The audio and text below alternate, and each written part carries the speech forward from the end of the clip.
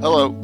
Hello. I'll have to fix the Zoom afterwards. Okay, you went on early. Yeah, because John's probably going to be finished early. He's got gotcha. Steven on, and I want to talk about Virtual GreyHawk Con, all the events while they raid in, because there'll be Troller people and Blue Box people, and they got a lot of events. Yeah. So.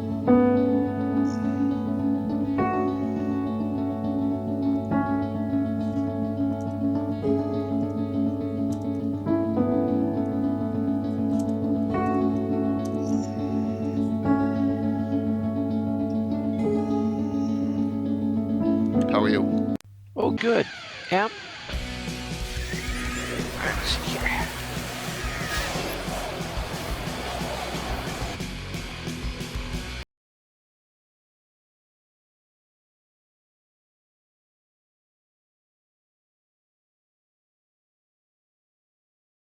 Hey, Bent Metal, can you hear me? Can you hear me? Sound check, sound check, sound check.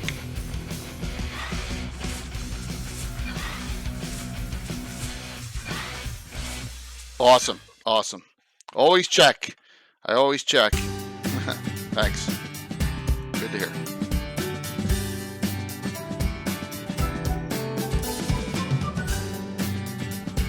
Hopefully everyone's well as we're getting rolling here.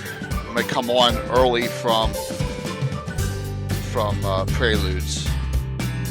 I will. Oh, I'll push plenty of wrong buttons tonight because I'm going to be bouncing all over the place, especially with this topic, because it's so open-ended. I don't know what publications they're going to have to bring up and what maps. Oh, yeah, it's going to be. I'm going to be buttoning it wrong all day. No doubt about it on this one. It'd be a button disaster.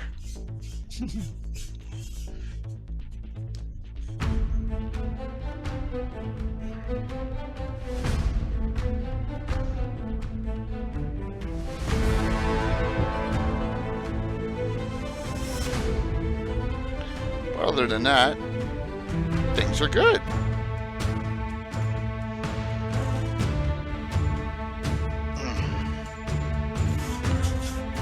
All right, let's see what we got here.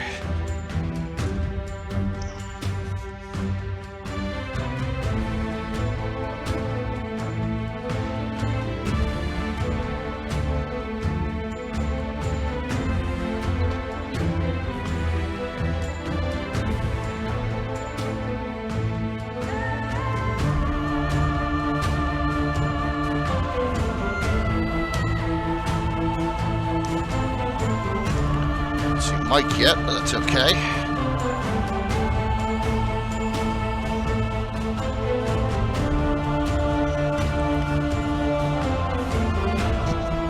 Well, I just realized how much prep work I do for starting a whole new first level group up. Oh my gosh. Portraits, minis, backstories, new character sheets, new screen to put them all in. Making sure the story's not stupid, you know, all that stuff. So, yeah, hey, yeah, this one's going to be, we're going to talk about ruins in Greyhawk. Yeah, all over, including that one. I'm assuming. So, this will be good. I hope so.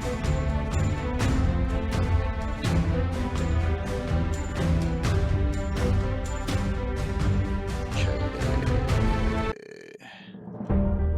Might cut some of these a little short because, once Blue Box raids in, we're going to go live. So, I hope not, Pat. Vampire dinosaurs. We talked about vampire lizard kings on Sunday night, which is a real thing in Greyhawk.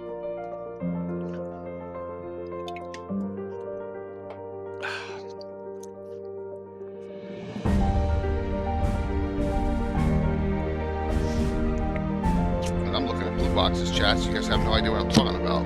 Wow. Flipping between both on my laptop. Nice.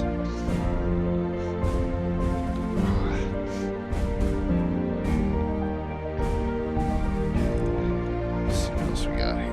We all good.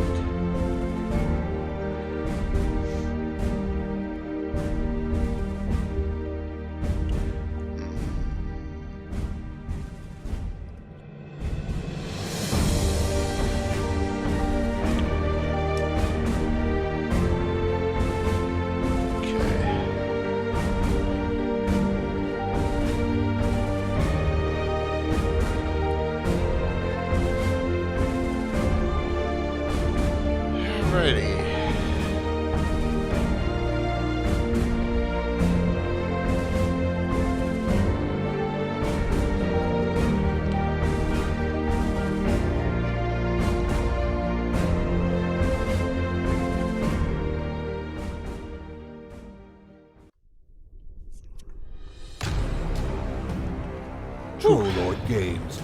Join the fray.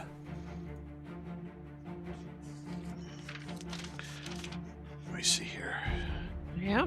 So, everyone, noon Central, 1 my time Saturday is going to be event sign up for Virtual GregCon. So, get ready. Noon Sunday Central Time. Noon Saturday Central Time. Saturday the 20th.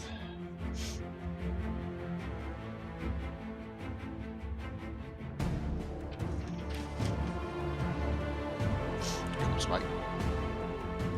Okay, perfect.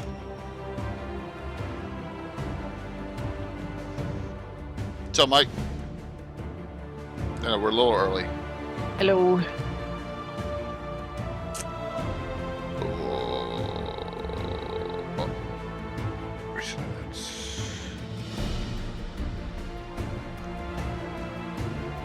Okay.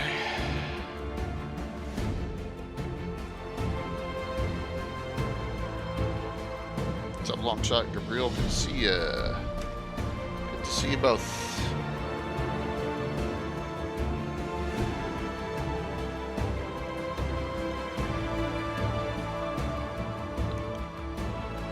You'll have to, I'll say this multiple times, you'll have to excuse me, but through N1. Oh, cool. N1 against the Cult of the Reptile God. That's one of the most recent published source ones I ran. I ran that live stream, if you remember, almost, it's gonna, this Christmas time it'll be 2 years. And, yeah, I ran it with the first group of Narwhal Headhunters. I moved it, I made it Lorraine instead of Orlane. Show that, in fact, Sundays, oh my god, I have to take that, boy, did I have to take that shout out? Well, it should say Narwhal there, but yeah, we're going to be going back to Narwhal, discussing that. So, talking about that area.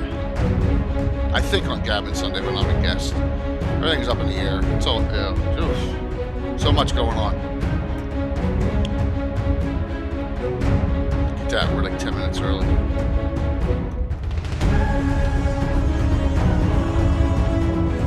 I will fix the Zoom. Everyone will be patient when I come onto the main screen. I'll have to fix the whole freaking Zoom thing. Because, yeah, it just doesn't keep it now. It doesn't hold over like it did before, and I gotta complain. I don't know who to complain to. I don't know if it's a Twitch embedding thing, or if, XSplit, or if it's Zoom. It's annoying.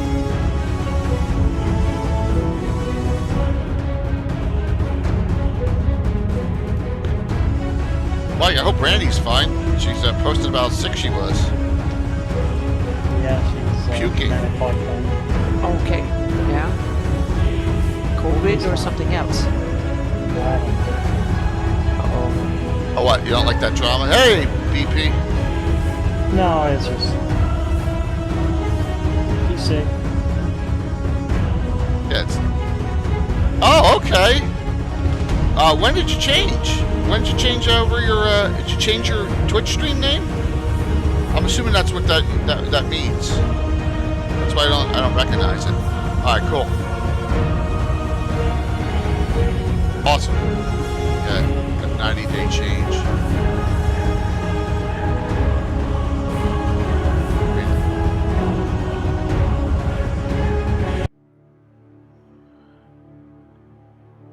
Tonight.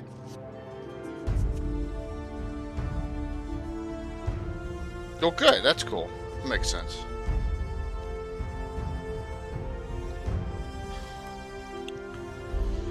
Tonight, ruins of Greyhawk all over. In fact, what adventure doesn't have a ruin?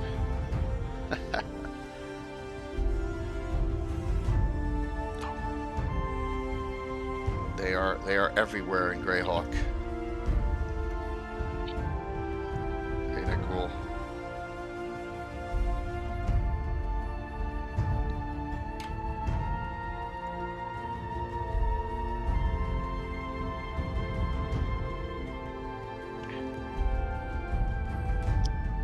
Yeah, when you put it that way, I guess There are a lot of them, but that's all right. It's a fantasy staple, so it's It everywhere. is. It is.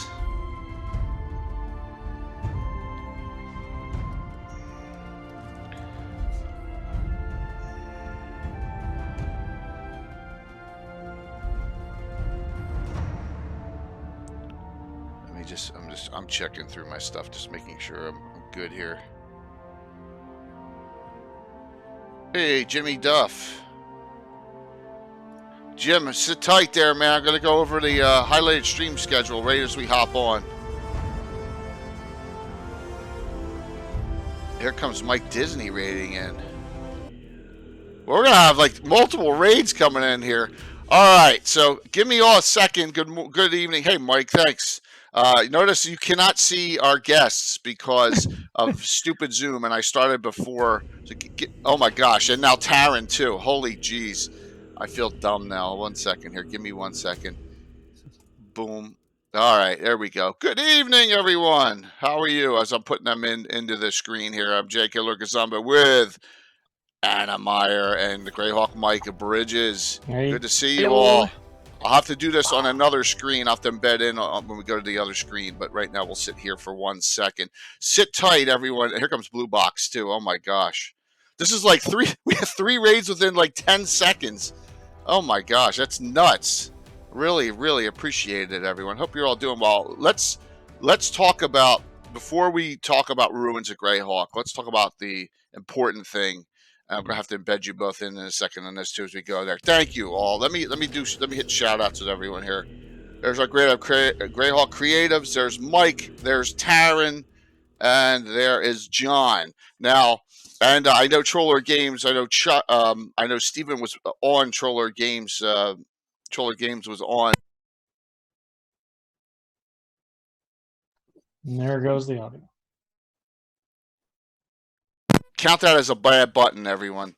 Troller Games was on John at Blue Box's stream with a great discussion here. So yeah. Thanks, Jimmy. Thanks for busting my balls right off the bat there. All right, so here we go. I want to show this. This is Virtual Greyhawk Con's listing of highlighted streams. All right, show you how much we got in there right now. We got some really, really great things. Let's discuss this real quick. Let me put them in here. Man, freaking Zoom and XSplit, they're driving me nuts with this stuff. They're driving me absolutely crazy, Anna. They are. It drives me insane that it erases it now. It doesn't stay because of some update. Laser Dogface Melter. OBS? You might. No, never. Yeah, I know. I said happy birthday to you in Facebook. I said happy 57th. Or I said happy birthday there, Duff. So I know you're a 57. You're 2 years older than me, which is, hey, you know, we can deal with that. Look, we're 7 minutes before we're supposed to be live anyway here. Thank you all for the wonderful support. So here is the Virtual Greyhawk Con 3 schedule of events here. We got 58 events in right now. Now, so there's stuff for everyone. There's going to be more in. There's going to be some stuff from Chuck and I are talking tomorrow. Troller Games organized play. We're trying to work on that. So any of you who are DMs that are able to help out Chuck at Troller Games, please do. Please do that because he's trying to get some organized play for this con for the first time, which would be really awesome. So these are the events on behalf. You can still look at these even if you're not signed up, but in order to sign up and register for these, which starts at noon Central Saturday, you need to register on the site. I know it's a nominal $5 fee just to cover the TTE site. So Hacktoberfest, that's cool. Troy, Josh, has beaten it into my head that he wants to call it that. I am fine with that. So thank you. Here is the list of highlighted streams, which we could add to coming up for these 3 days. All right, we're going to kick it off. This is Friday. We're going to kick it off with 2 brand new streamers to Virtual Greyhawk Con.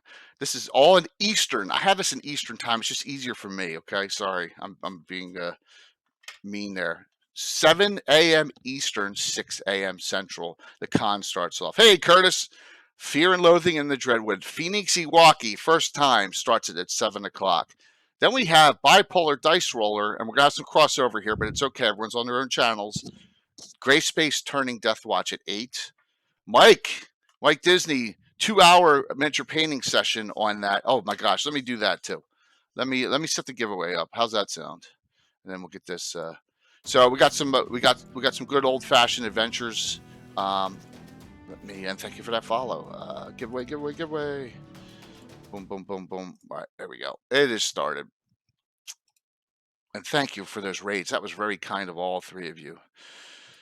Mike Disney, 2-hour streaming on painting miniatures. We'll talk to Mike about some specifics there. Maybe get a guest in at the same time. Troller Games, Steven Chenault is DMing this. Fallen Ramparts, The Moat House. He's DMing that. That'll go right into the maps and campaigns of Anna B. Meyer. That's a 2-hour that's at 5 p.m. Eastern. That's a 2-hour seminar, and then the main event is John at Blue Box Rescue at Verimar Mine. All right, and that's at 7. I have because our Min is going to be out of the country in New Zealand. He has to go to Samoa. Just hop, skip, and a jump, right? I have an opening for a late night session that night. If you are interested, all I ask is that you're an affiliated stream and you run Greyhawk content. So we have an opening that night. Day 2, 7 a.m. Eastern. The ever mysterious Tim kicks it off with the reverse dungeon. What does it feel like to be on the other side? Followed by Chuck running Jim Ward, a little sleeper, a little hidden tidbit here. Jim Ward's Tomb of Doom, which they located, and so Chuck's going to run that. What's up, David? John will be back for Troller for Blue Box. There'll be a little crossover here, but he'll be running Siege and Desperation, which will be a cool game there. At 2, Steven Chenault will host a seminar. Aired Greyhawk in Altamira. There you go. That'll be at 4 p.m. From that, hey, there's Phoenixy. Good to see you, John. From that, we go to, wow, Gabriel, that was really kind of you. Thank you.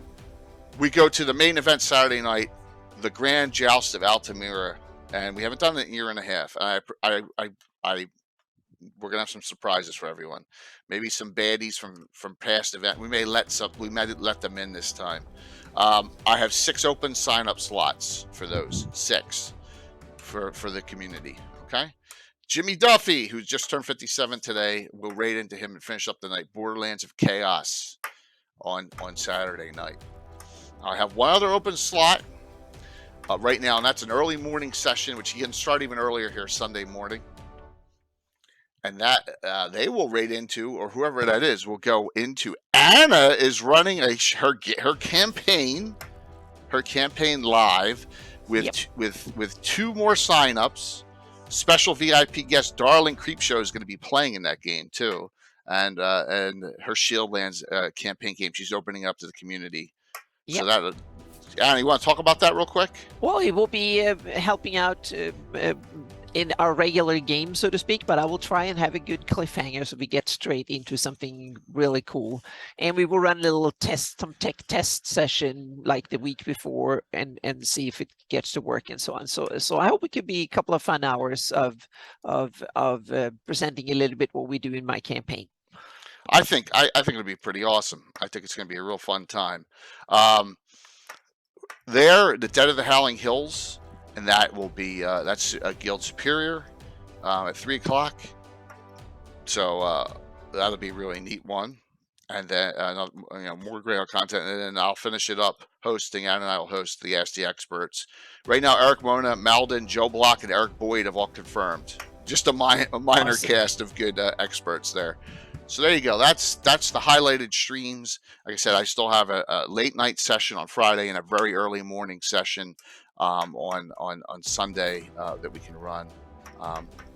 Well, any ideas how to beef up Keep on the Borderlands? Well, you can ask Jimmy Duffy because he's going to be running something like that on his Saturday night late night. So we'll have some fun. We'll have some fun things with that going on too. Yes, awesome. So look for a lot of fun. We have a lot of great participants. and the highlight streams. We have there's 16 or 17 Greyhawk Reborn events in. There's all sorts of fun things for everyone. So just note, if you haven't signed up yet, remember, they don't take PayPal, which is the annoying thing, but I'm sorry about that. It is credit card only. It's just a pain, but that's the way Tabletop Events is. But you need to, I wouldn't wait to register at that 12 Central. I'd register beforehand. And also, if you want, I still have these. I have a ton of them. I have the Ode to Leonard Virtual Greyhawk Con 3 t-shirts, and almost every size still. I reordered the fat guy shirts because you guys hogged them all up real quick. The 3Xs and 2Xs went like super fast. So I reordered those and got them back in. So I have all sizes again. So that'll be good there. Don't expect any cloaks of visibility from the adventure. No, Mike, you're never getting. What's a cloak of visibility? It's you should know by now. So that's a tough way to go. So look at that. It's 8:02 now. Just wanted to talk about that while we had all this people rating in, because we had we had Blue Box, John. Thank you so very much, Mike Disney and Taryn all rate in all like at the same time, which is really, really fantastic. I really appreciate the support, and also Troller Games with Steven Chanel coming in from that stream. So questions, comments about Greyhawk Con before we start on Ruins of Greyhawk? Any questions from the audience? And then we'll get cranking on our normal discussion. Easy there, Jay Big Bone. Come on, I'm just having fun there, Patrick. You know that. It's all good. Big Boned. That's so funny. Yeah. What is the most famous room? Well, we're going to find out about that in a second. Famous. Yep. Well, I guess there can only be one when it comes to most famous. But the Greyhawk ruins, the Castle Greyhawk? Yeah, absolutely. I could not find my Expedition of Ruins of Greyhawk hardback book, so could not locate that. It was weird. Yeah, I didn't put that on my list because I realized that that's so famous that people should know about it already, and it's out of my expertise too. So yeah. Well, tonight we're going to talk ruins. Big named ones, obscure ones, some you want to bring up in the audience. And we're just going to bounce all over the place. How's that sound? Mm-hmm. So, how about if I start here? Yeah. What's the most iconic ruin of all time? I will argue with you.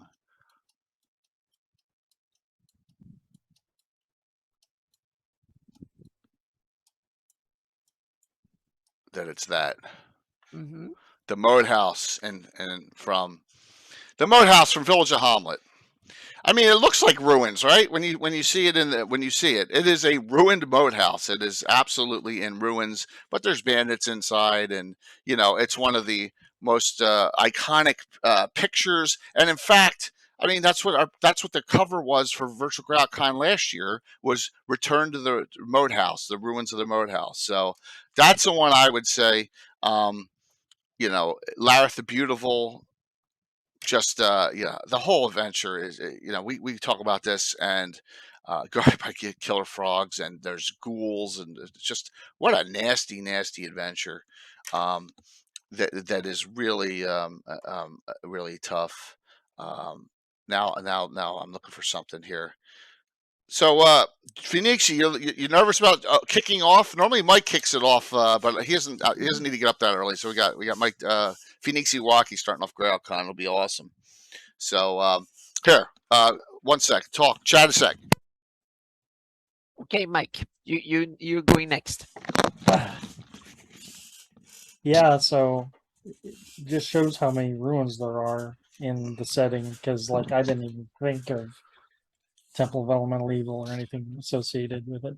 Original artwork here, right, by Carson Druitt of the Ruins of the Moat House from Virtual Greyhawk Con 2. I mean, look, ruins. There you go, and colorized by Anna. Just some wonderful artwork that was done last year, and just that's why I went with that one first, knowing that I have actual unbelievable artwork up for it, and it's like when you're a kid back in the day, it was it's fantastic. It's the first one that comes to mind. You know, you played it over and over and over again. Yeah, Undermountain's nice, but Undermountain's not Greyhawk, so it doesn't. It can't And is it apply a? here. Thank I you for don't think it's a ruin either. the Ruins of Undermountain. It's called. Is it the ruins of Yeah, Undermountain? I guess it is the ruins of Undermountain. it's okay. Um, it is fine. By the way, all right. So look at that. I want all of you streamers out there, especially, to note. Look at the stream. Look at the stream tags I have, and please make your own up.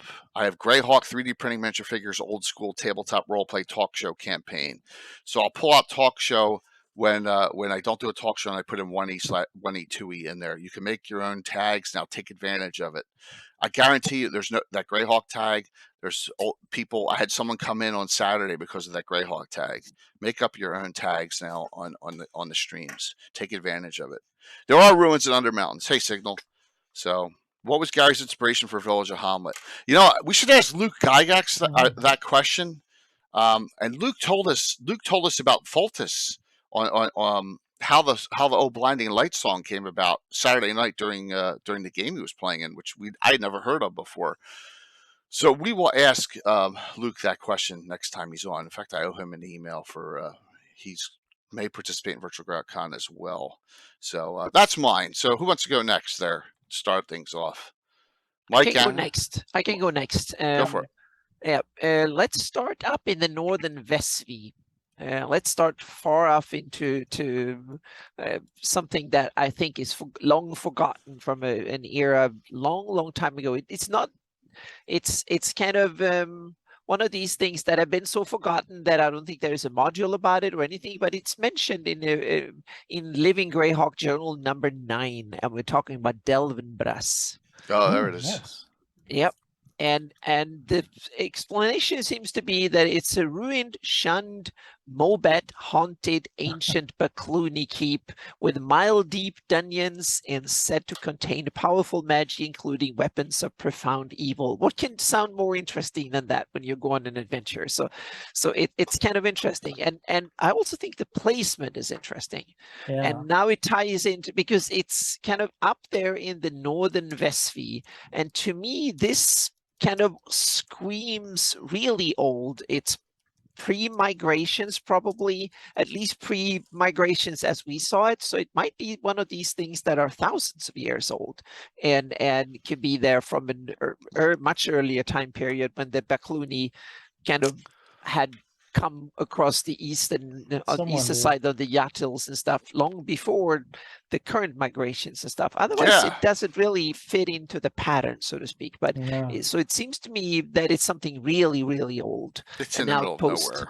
Yeah, exactly, out there in the middle of nowhere. So I thought it's intriguing, both from the description, the placement, and that it is kind of an enigma. So you don't necessarily want to assume that everything says in the text there is accurate. I think that should be up to each DM what you actually want it to be. But I think it's a really cool, if you want to have a long expedition out nowhere, it's there, so to speak. So, and it has a very alluring description to get people to want to sign up. So that's something to look at if you want to put your homebrew MacGuffin somewhere out nowhere. Then that's a candidate that is already there, so you don't have to invent it. So I never used it, even though I have this was another ruined keep, the Eagle's Nest, that they found way up here that Bill's character Eleanor Moonchild has, and see that is way in the Beastman Forest. But I've never used Delvenbras. We've never gone there. But this is the Vesvi is so vast and so unoccupied with canon locations. That you got plenty of room for adventuring here, which is why I like it so much. So, Mike, your thoughts? Well, I have not used it either. I am intrigued by the Bacluners part of it. What author created Delvenbras? I'm going to say Sargent. It is from Eyes the Evil or Mark LG9. Lands. It's Okay. No, it's So it would not be. okay. it's So from what Eyes do of you the Evil to mention in there? Marklands. Yeah, it's So Okay, it would really yeah. not be early. an Yeah. accident. Yeah. He's not like someone who just willy nilly threw out,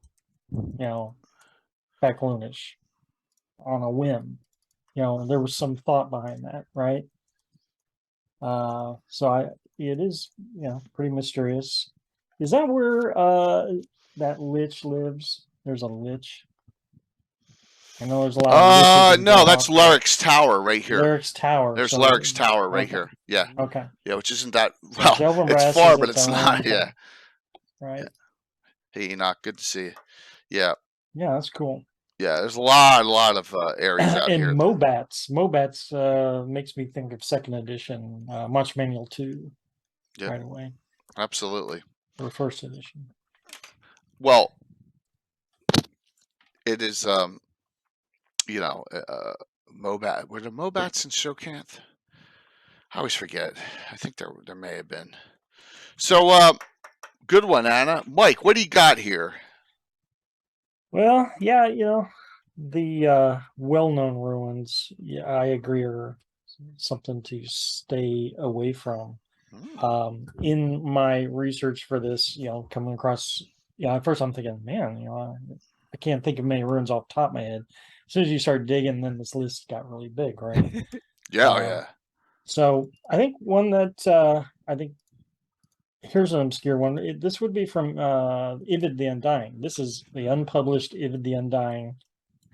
Again, Carl Sargent. And the Causeway of Fiends, which is on the North Province. Mm-hmm. So at the end of the Causeway of Fiends is an island. And it says on this island is the ruins of an ancient monastery. And talks about how evil it is and all this stuff. And that possibly buried under the ruins of this monastery are 3 of the most evil Urflan in history. I'm thinking, how have I never noticed that before? That's a great hook. If someone wants to write an article, write about those 3 of the most evil Urflan. That's like, are they Vecna lieutenants or something? That's a bold claim. It is definitely. I don't know much about this at all. Like the whole beyond what the reasoning is for it, and so. Well, that's where a lot of the artifacts are created, like the Malachite throne. Yep. Okay. It seems to be some real evil The Tyrant associated. Yep. Rask, right? So yeah, you're right, Lang. It's most likely, given the location, the Flan, Tyrants of Trask, possibly the Flan who messed with the elves back in the day. Still a good hook. Yeah, I have it as that was one of the ancient Urflan's burial grounds. They buried their deads out there, and people go today because that way they thought that they couldn't walk across the water, so they could only needed to defend that, so they can go out and get rid of them. Oh, absolutely. If there's keep 3 them there, then there's probably more. You're right. So you can have like a whole necropolis that is like 3,000-4,000 years old. Island. So it could it's pretty could large. be really cool. And then Yeah. once you get that many angry, unruly undeads in one spot, that cannot change anything. So Of course, that's my theory on the irony of that is the Great Kingdom became a land of the undead, anyways. Exactly, but that could be kind of a tie into the story, because when the Erdi came, the Flan, they kind of instinctively or traditionally knew the story, so they either stayed away from it or guarded it, and then come the Erdi who clump in and just better, because and don't know any of it, and the and rovers, the Barons have a burial place in the Furry Forest. Yep, that's kind of kept separate. Yeah, that's interesting. Yeah, so I'm trying to tie into my campaign story about the Flan, that they had burial rituals back in the day, in the early days when they didn't know what undeads were, so to speak, and they kind of developed it during that time, and then all of the Witch Kings wanted soldiers to do, so they wanted to breed them in special areas and stuff. So that was part of the cultist political situation back in Flandom 2-3 something thousand years ago. Yep. And we still have some of those things haunting modern Flannies, so to speak. Thank you, Megan. I think that's kind of fun. And the Isle of Lost Souls is one of those places. See, I feel bad because I'm going with all the easy, basic ones, Yeah. but don't feel bad for me. No, that's the good one. I've I had knew you would have some cool module. Yeah, I've had a so long. that's- It's been a rough week with work Yeah. and start. Mhm. I said this to Anna before stream. I forgot how much work it is to start a brand new group up. Yeah. Bill had to paint. Well, listen to me. Bill got all the miniatures painted, got all the new portraits done, got all the new character sheets, got the backstories, got all the location settings, all that. Then it's just I forgot how much work it is starting up a new first But group. you see, the last show we had in Gabin, then I was the one that didn't know hardly anything, and I sat there. Now, me and Mike have That's some good. research done here, so that's good Yep. because I'm going to cheese out Ghost Yeah, Tower of you can. Inverness. Okay, All cool. right. That was on my list too. Yeah. So Okay. now I got a question online, and I forget where it was. Someone said, "I didn't know that Ghost Tower and White Plume were not original to Greyhawk." And I said, "Troy, lame. I know it's lame, but I got a good backstory." And the answer is yes and no.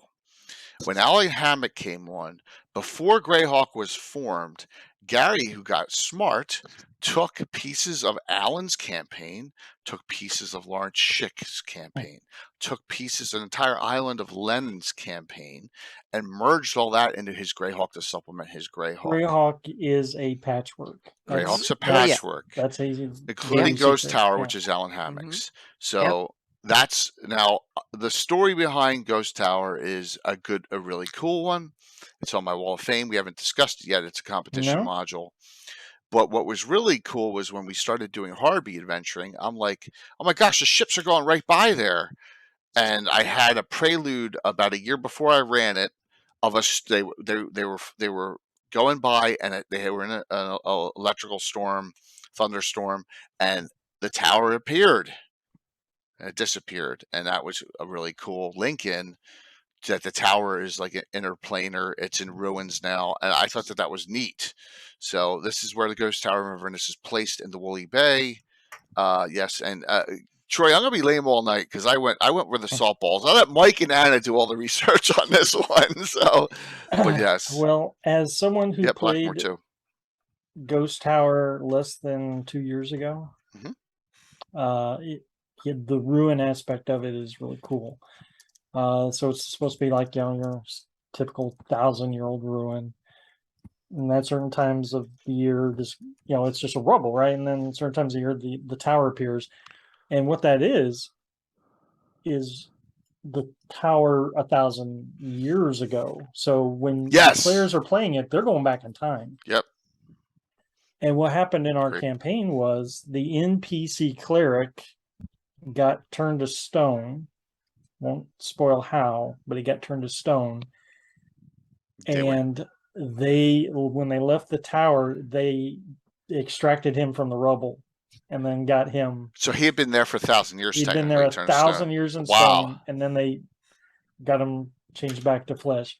Hilarious. Where are the ruins of Zarek, Bent Metal? Bent Metal says the ruins. What is the name of the river located in the ruins of Zarek? It's driving me nuts. Yeah. I saw that on Facebook. It doesn't have a name. I invented the river. Where is that, Anna? It's Zarak. Just go right on that map. You have Zarak. Right there. Yeah. Okay. Yep. And there is Close. a river going in there. That river is one of these things that I just filled out because it needed to be a river there. River. So it doesn't have a name. And so I'm sorry I didn't get to answer that question. So yeah, it doesn't have a name, and it's up for when I will certainly give it a name when I start adventuring there. So I suggest you give it a name if you want to have a name, and then you write a story and you post it on Cannon Fire or something cool, and you will give a river its name. Yeah, the river. So it's associated with the Pits of Zezek Zeal. Okay, cool. And it's right there, which is well, if we can knock out Zarek real quick since it was brought up. Yeah, Azek Zil. Yep. That's from Greyhawk Adventures, Rary the Trader. It is a dwarven mining town, right? Yep. And So this brings up something I was considering. You know, Two places out. what makes a ruin, right? Yeah. Is it an age thing or is it just the state of things? Because in the write up for this for Zarek, it's abandoned. Right. Nothing came in and destroyed the place. It's just abandoned, and then the time takes over, I guess, and the nature takes it. So there, I guess you can have abandoned ruins, and then you can have like ruins that were devastated by something external. Okay. So here's the question for this.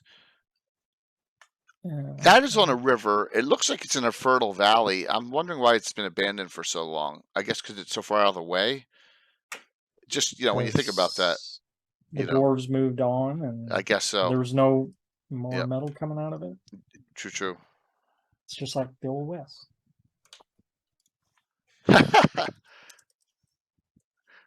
Excellent. Well, yeah, there we go. We killed that one off too. Yeah. Thank you there, Les. Incidentally, more on the Your Flank Causeway and the Isle of Lost Souls. Thank you. Wow, that's a lot of good information there. Or something there encourages no one settling there. That's what I'm thinking more, Gitano, that like people are like, let's, because as you can see 1, 2, 3, 4, and the 5th secret star cairn I think is missing, right? That's the one that's not on the map. There's 5 star cairns. Monsters. Yeah, but the star cairns are located here too. So a good one, Mike. Hitting that one up. So Anna, where do you want to go?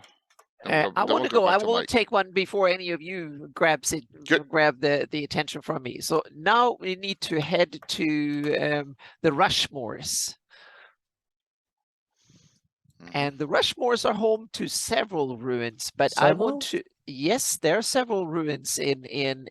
Well, we have there's Far Anud, a small little site that I barely know what it is because I didn't research it for this. But there is one tower or ruin that we need to just mention in this, and that is the Rodded Tower. It's in Rushmores in Keoland. Yep. Mm-hmm.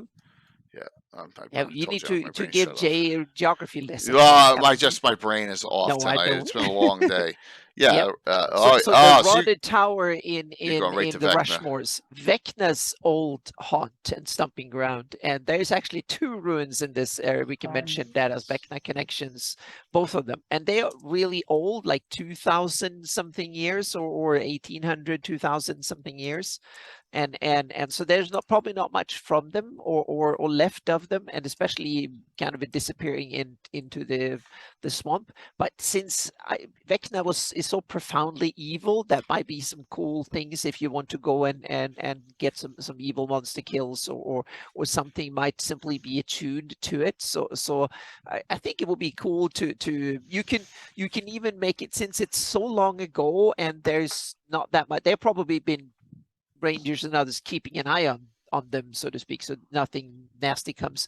But even a low-level party might just do it because it's the evil place. Let's go there and see what it is, or something. So you can kind of make it a little few haunts and the occasional tiny little one or whatever, something. So, or someone might use it for nefarious purposes simply because it's scaring everybody away. No one wants to go there. That's another way of doing it, so to speak. So you can have a new cult coming in, and so there's still uses for old stuff like that is almost disappeared, but it's still there and it has a really foul past, so to speak. The other one to mention in this is Fleeth. Fleeth, yep. Yeah, Fleeth, the city of Vecna's birth, that he was there and he basically slaughtered the whole population because they were rude to his mother.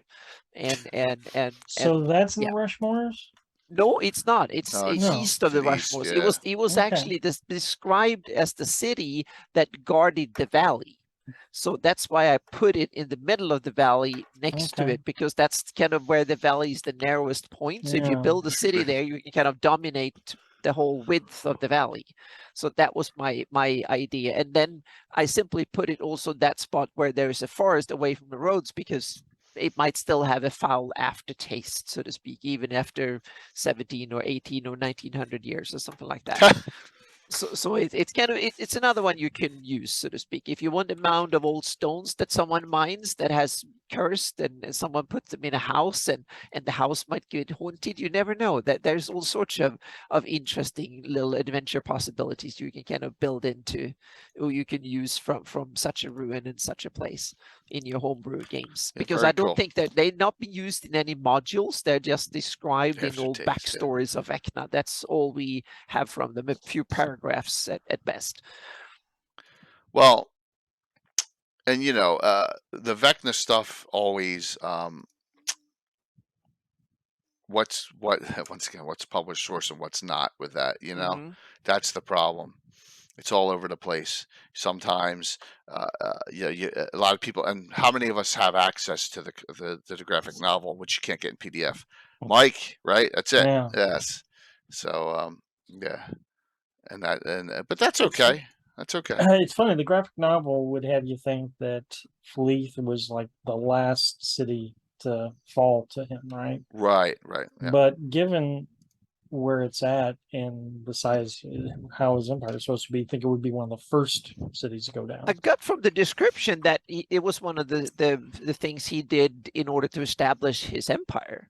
Yeah. But that after that that is only loose, Sup, Tom? circumstantial, me interpreting the little bit of stories we have. Tom's all excited. Tom the Vindicator gets to play 2 brand new characters tomorrow night. Cool. One is based on an old TV show character from the 60s. The Brady Bunch. No.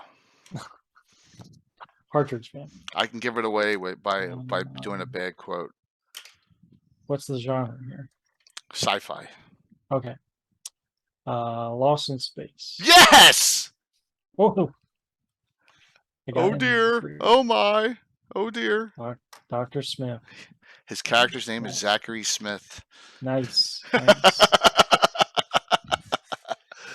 Also, there's a Dwarven Lich at Zarek. See that is why no one. That's why no one goes back there. That's awesome. No, Dr. Smith. It's going to be hysterical. The way you see the mini he painted the mini like 35 years ago, and he's had it waiting for a character. He's finally making the character up. Zachary Smith's the name of the character. Yes. The adventure begins with Star Cairns. Sources. So the Star Cairns, though, those bad adventures bent. Let me rephrase that. Those average adventures, they're right on the par. I remember now. It's coming back to me that they mentioned it, but you don't go there, and it.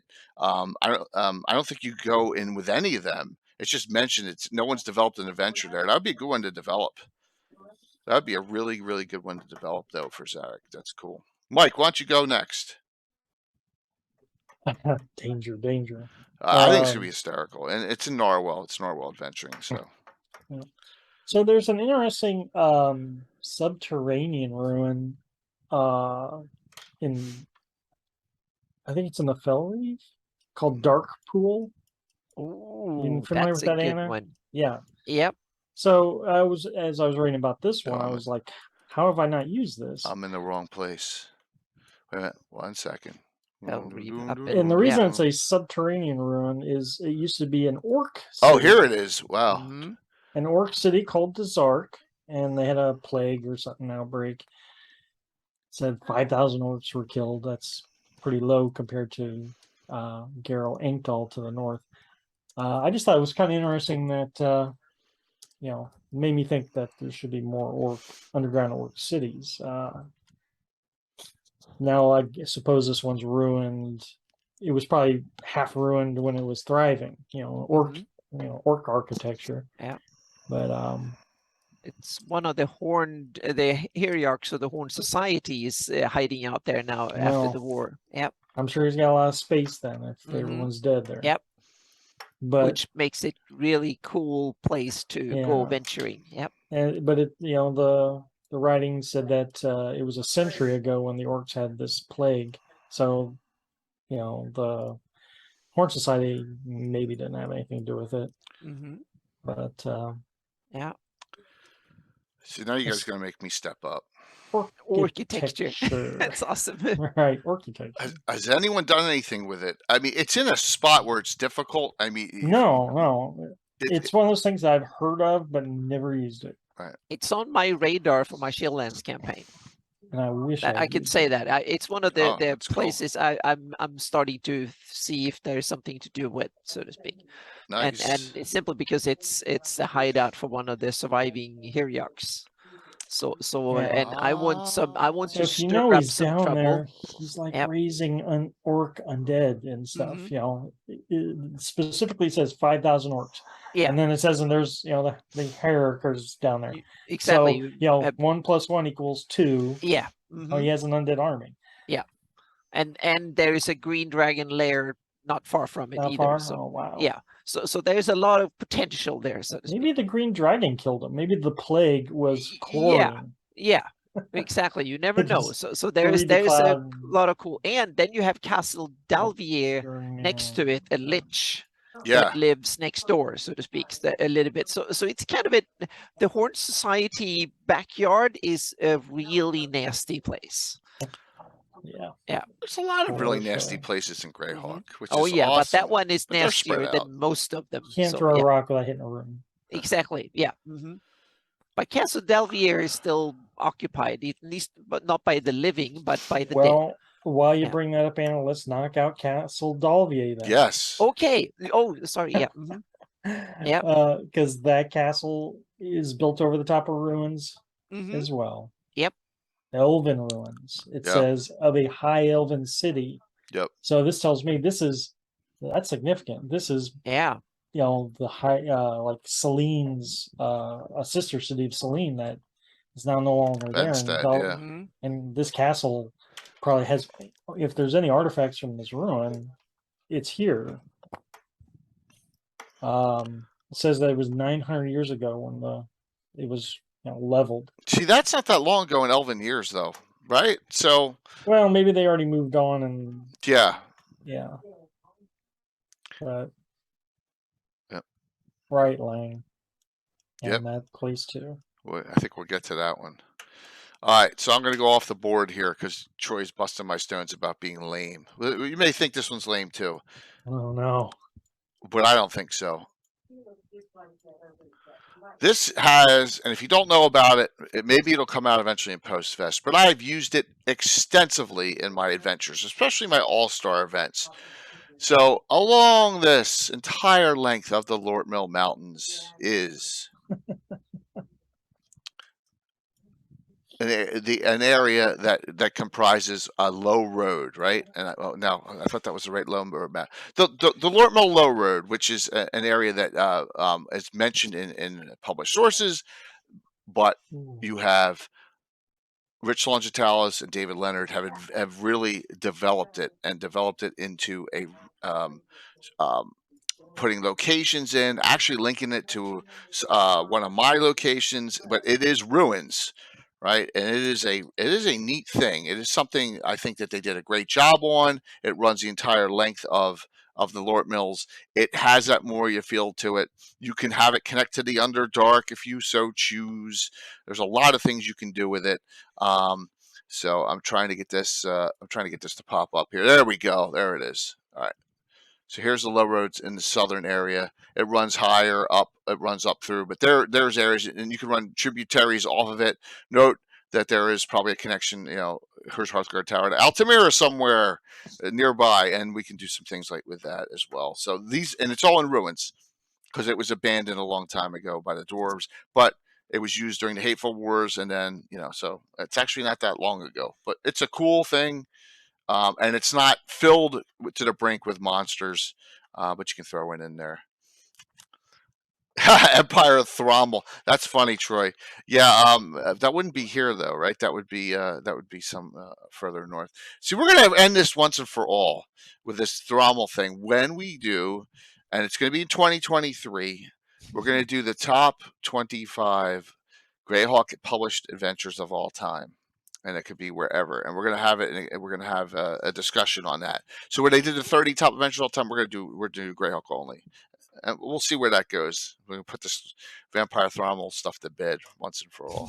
Let's put. Thank you. Look at Gatan's like, let's put a stake in it. Yeah, I agree. I agree 100%. But that's okay. Sometimes you got to go along with the Gitana. We got to go along with the joke because we're the butt of the joke, and if they weren't making fun of us, then then it would be something else. It will never end. Thanks, Tim Enoch. All right, so Anna, where do you want to go? Now I'm going to take another one really old. We were old Yes. with the Dark Pool Keep it and going. Castle Delvier, but Vera Loss is another one Vera Loss that is old too, at least 2,000 years old. Where's it? And it's in the Rift Canyon on the southern yeah. of the Rift Canyon. Vera Yeah, Loss. there it is. Yeah. Mm-hmm. And it's nice. It's Living Greyhawk Journal 9. So it's an article describing the ruin and has a picture of it too, a sketch of it that is really cool illustration of it. And where's the? I'm sorry. Living illustration is in number 9. Living Greyhawk Journal number 9. So there's an illustration of it too, and really cool. So it's built into the side of the Rift Canyon, so to speak. It was an old Flan fortress where they used a lot of scholars and others from the Flan. They were hiding away to do studies and work on magical secrets and whatnot, so to speak. And it was also apparently one of these places where they were hiding away from the invading Erdi. So a lot of Flan secrets and stuff were kept there.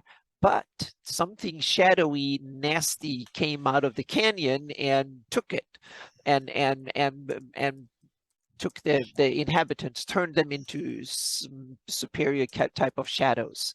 And then it was sitting there for hundreds of years. No one knew about it because no one actually went there. And the Flan were mostly annihilated or enslaved or subdued, at least, by the incoming Erdi.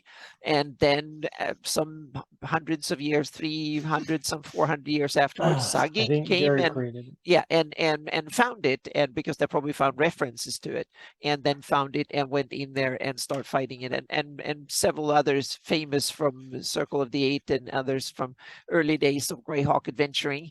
They came there and found treasures and stuff, and some of them actually got these shades or shadows or whatever they are, it took out a vengeance on anyone who stole anything from it, so to speak. So there's a lot of cool curses, undead, spooky stories, and tales of treasure and ancient history in a really cool location that is hard to get to. And it's also said that Dragotha had something to do with the end demise of Vera Loss. So it's hard to topple that kind of cool legacy. That Vera Loss has a legacy that is really, really cool. Who wrote that article? Hang on a second. I need to. It was Gary. I think it was Gary. Nice, Les. Yep. That's a hooliganism.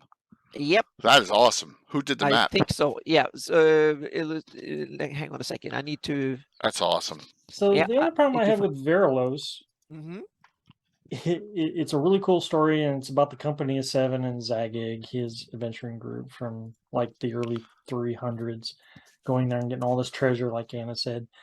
But then what that tells me is if the Company of Seven was there, they got all the cool stuff. You know they did. So if you go there, they left you scraps for treasure. True. So you can actually find some of that treasure in Castle Greyhawk or in the I didn't Castle of that. Yeah. But also, Mike, there's the article that Rick Miller and Gary did at the very end of the Dragons with all those items.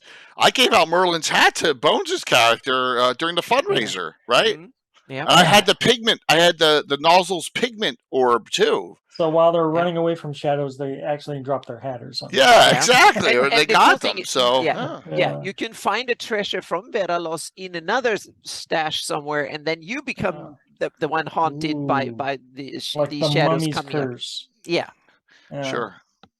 So there's possibilities. I must say, Gary wrote a really cool write-up for and he's Vera not Loss. on for us to say thanks on this one. Okay, well, hopefully he will watch it afterwards because it's a great one. Write-up. Yep. That is a really, really good one. I did not know he wrote it. Kudos to Gary for doing that. Yep. All right, Mike, you're up. Yeah, old Vera Loss. That's something that else. That was a real good one, Anna. So not to resurrect the vampire Thrommel debate. But in the middle of Furiandi, there's a ruin. Did you know that? I think we found, because I found it on your blog. So yep. It's the Bronze Blood Haunt. But yeah, Yep. it's in And it's Marklands. a castle of some evil tyrant or whatever. It's on that the coast of the Near-Div coast. So go there you go. Will, Yeah. there you go. Zoom in. Yeah, you're out in the middle of There it is. Zoom in. goody Furiandi Mm-hmm. has a evil haunted castle that allegedly had vampires in it. Mm-hmm. And who brought down the castle to ruins? Thrommel did. Well, good. But suck much- it, everyone. Yeah, but as we all know from watching zombie movies, if someone gets bit, they never tell anyone. Yeah. Yep. I'm just saying. Mm-hmm. That's true. But yeah, Bronze Blood Haunt is in Marklands. Check it out. It's a pretty Yeah. neat little place. I don't Yep. think anyone's ever, there's no module or anything, so you're pretty much free to make up whatever you want about it. It's a lot of Yep. really cool little tidbits of Can I? locations. Oh, okay. Well, yeah, go, Anna, go. Yeah, I was going to say there is another one in the Marklands in Furiundi too. Oh, That is less known, but that one is awesome, but also has a cool story, and that is Geschender's Needle. It's right in the middle. I saw it. hey, Yeah, think. it's On in the the river? Gold County, so it's Yeah, just it's right south of here. it. Yeah. Mm-hmm. There's Yeah, it's Blackwell. Yeah, There it might is. not be on. No, There it's it there. is. Yeah, in gold. Yeah, Geschender's Needle. It's also in the Marklands. Just it doesn't have its own entry. It's just mentioned in a little right in two sentences, and it's kind of cool. It's after a mage. There's a small hill that's called the Geschender's Needle, and a mage built a tower on top of that hill. And the tower is ruined and was forgotten, and there's rumors that said that of course he was a lich. So it's a ruin that has a plausible kind of intriguing maybe story. It doesn't confirm It's it cool, or anything Kelster. like that. So it's just and I just put it on the map because I thought it was kind of a cool when I read Carl it back Sargent in the day. created so many new Yes, he Mhm. did. hooks. It's Yep. unreal. Yep. Absolutely. And he did a really good job with it. He And really it's not his fault Doom Grinder turns out bad. That's true. so true. So true. But what are you gonna do? There's some it's good to have these, and I'm gonna go to a sergeant one as well in a Alright. second. All right, for me. And this one ties in, and of course I want to show something I expanded on. Ooh.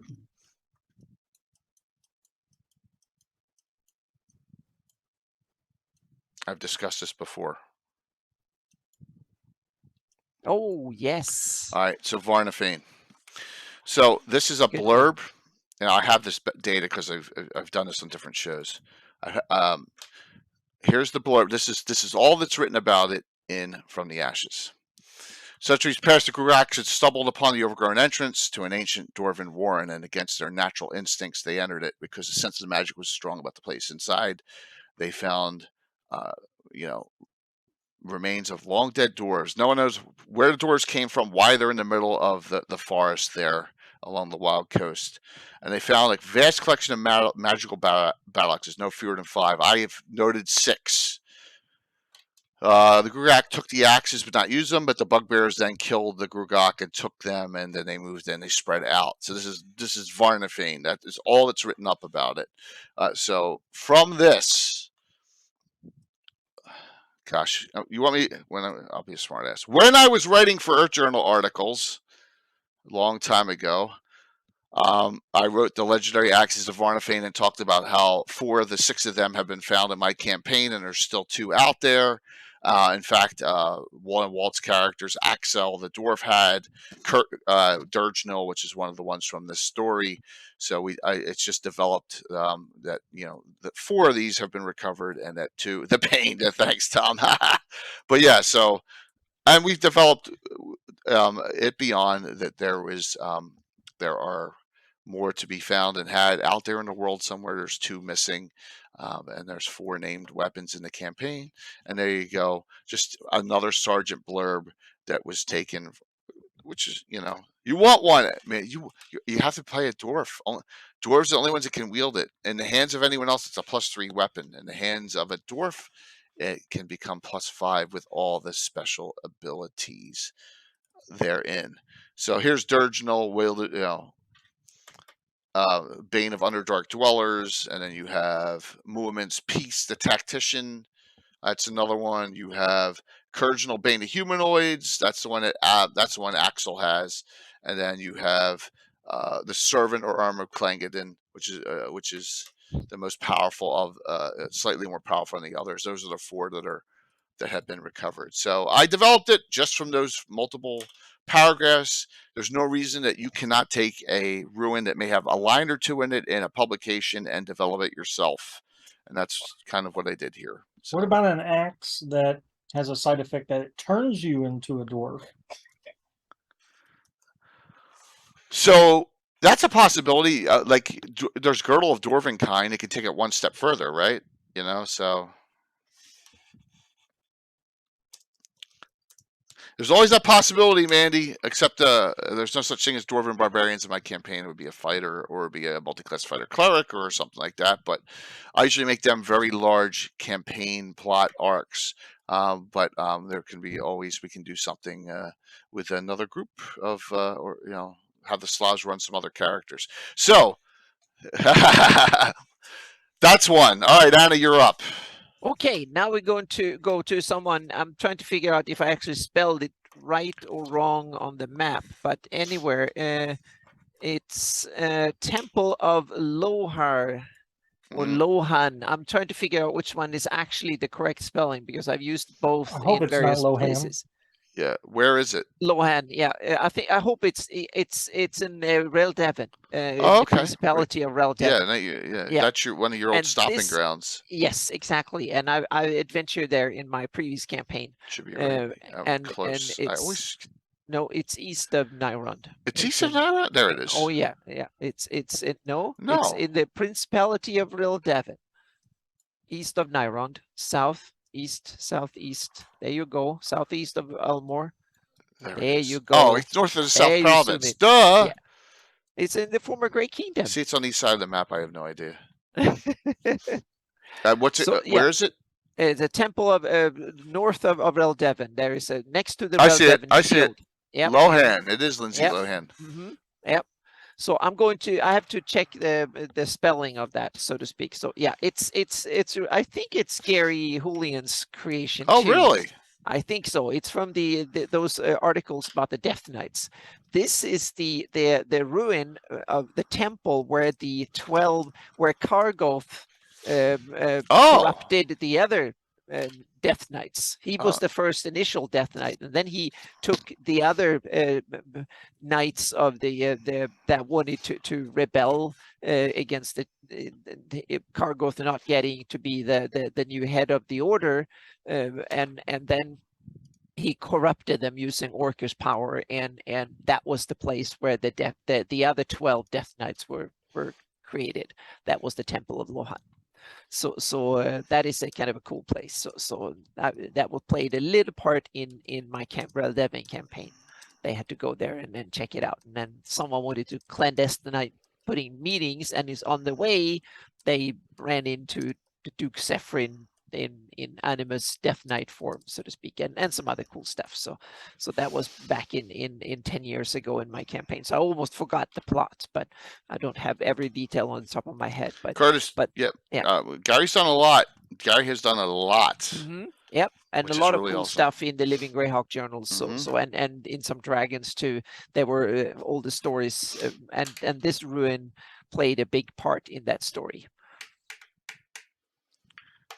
Yeah, and there's another one too. We can take it at the same time because we talked about Lord Kargoth. Lord Kargoth had a birthplace, and now you need to go to Winetha on the coast. So go east on the Solnor coast, and up on the Solnor coast you have the city of Winetha up in the north. Is it north of Relastra? Oh yeah, way north of Relastra. Way there north. There you go. Yep. There is a castle. Yeah, Castle Farlanst. Yep, it's right It's there. been moved. It's been moved a little bit on the later versions of the map, so it might be. No, it's we have it correct there, I think. So yeah, so we Farlanst is Kargoth's birthplace and his castle. So that's where he came from, and he went there after he had become a Death Knight and struck a bargain with Orcus, and to put on his helmet and to hide the fact that he was now a Death Knight. And he went from there to the Temple of Lohan to meet up with the other conspirators and turning them into a Death Knight. So Farlanst is now abandoned because and ruined because it was part of the story that brought down the Great Kingdom. So I guess Oh, it's wow. kind of shunned. But it's interesting. It doesn't have a story or an adventure or anything tied to it, but I think it's ripe for development if you want to have a cool place with some cool stories tied to it. You can definitely tie into it. Awesome. Where's that at, Anna? Sorry? The temple info. It's got to be in where's Living that Greyhawk at? journals. No, 5? it's in the 6? the Death Knight articles. There were Death Knight articles in the Greyhawk journals and the By I think Dragon it- magazines. I think had it's Living several Greyhawk articles. Journal 6 Yeah, because there we were didn't get to several. that one, and it had a Yeah. try that one there first. there were Calstad. a series of articles. Some of them were also published in Dragon, Okay. and there Yeah. was there was some. So go to those articles about the Death Knights, and Farlanst is not mentioned as a location. It's just mentioned as as Kargoth's birthplace. So me and Gary Julian placed it on the map. Very cool. So yeah, I had older versions when I placed it first, and then Gary and me conspired on actually nailing down where he thought we should put it, and so we have updated the map. So yeah. Note the following. Kargoth is created by Scott Benny in his Saints articles. Okay, that's the first time was ever mentioned, with no specifics on all this. Gary developed all the specifics to Kargoth, which he was intrigued and enthralled by it, and moved and did all this information. So Scott Benny created, Gary moved on. Yeah. And then everything else is basically and I placed it on history. the map. The Yes. Temple of Lohan, the placement is my placement. It's described as north of Cool. Reldevin, alongside the road going north, so to speak. So I took that and placed it. So that's Awesome. my placement. Kargoth Farlanst is mine and Gary Julian conspiring to put it on the map. So yeah. So I can think we at least Castle Farlanst is confirmed, so to speak, because Gary helped me place it. But, Thank you there. Thank you there. Yep. Dragon 290, 291. Thank you very Okay, much. thank you. Yep, Awesome. Yep. Good. Nice. Mike, you're up. Well, Google Holian and his additions to Greyhawk. So I have a question. Sure. When you have a artifact tome that goes bad and wrecks everything, and your whole civilization vanishes, is that a ruin?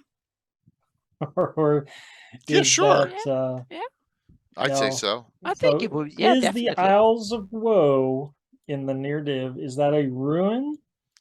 Or Whoops. How'd that is happen? it just been Give me a second. taken away? So guess what?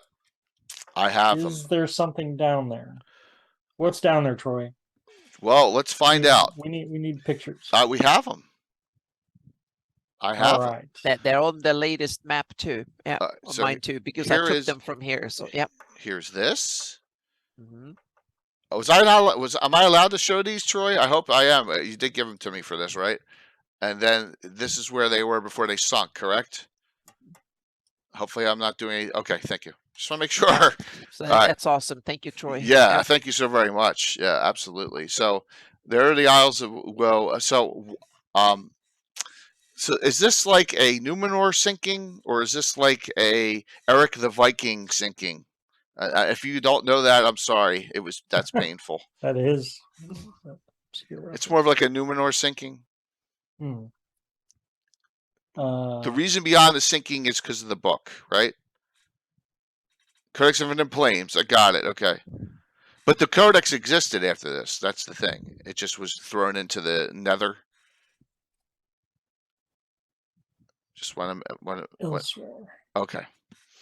So Yeah, this I was don't know. caused by the Codex of Infinite Planes. Very interesting. So if you're a Rennie taking your barge from Elmshire to Edmundford, can you go spelunking for Alawo treasures? I would say yes. You could even Kevin Costner at like Waterworld. Just kidding. Is the Isles of Woe? Yeah, I know Troy's done an admirable job of bringing it back to light here, but I was concerned, and maybe this is how it was in Living Rock, that it's a Ghost Tower of Inverness situation where it's just been shunted out of time or something. Because it's possible.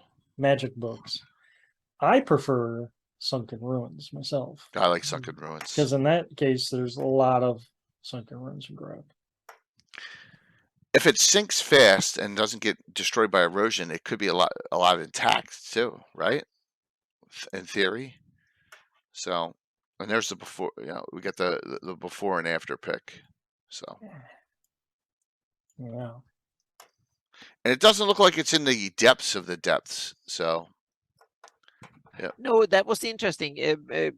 Troy placed them there, and getting from other sketches and stuff. So I actually in my latest version, both of the 598 and the 576 map have these on there, so to speak. Oh, They're okay. also just under the surface. So if the climate gets significantly drier and New sinks a little bit, then boom, they will pop up. So I have them that they might recur and come back fairly soon. You never know. Well, there's a lot of isles like do that, like the sinking isle, right? Well, in the real world, there's also island coming and going, so it has a lot of real world equivalents. Yeah. Okay. If on a geological time scale, that is not.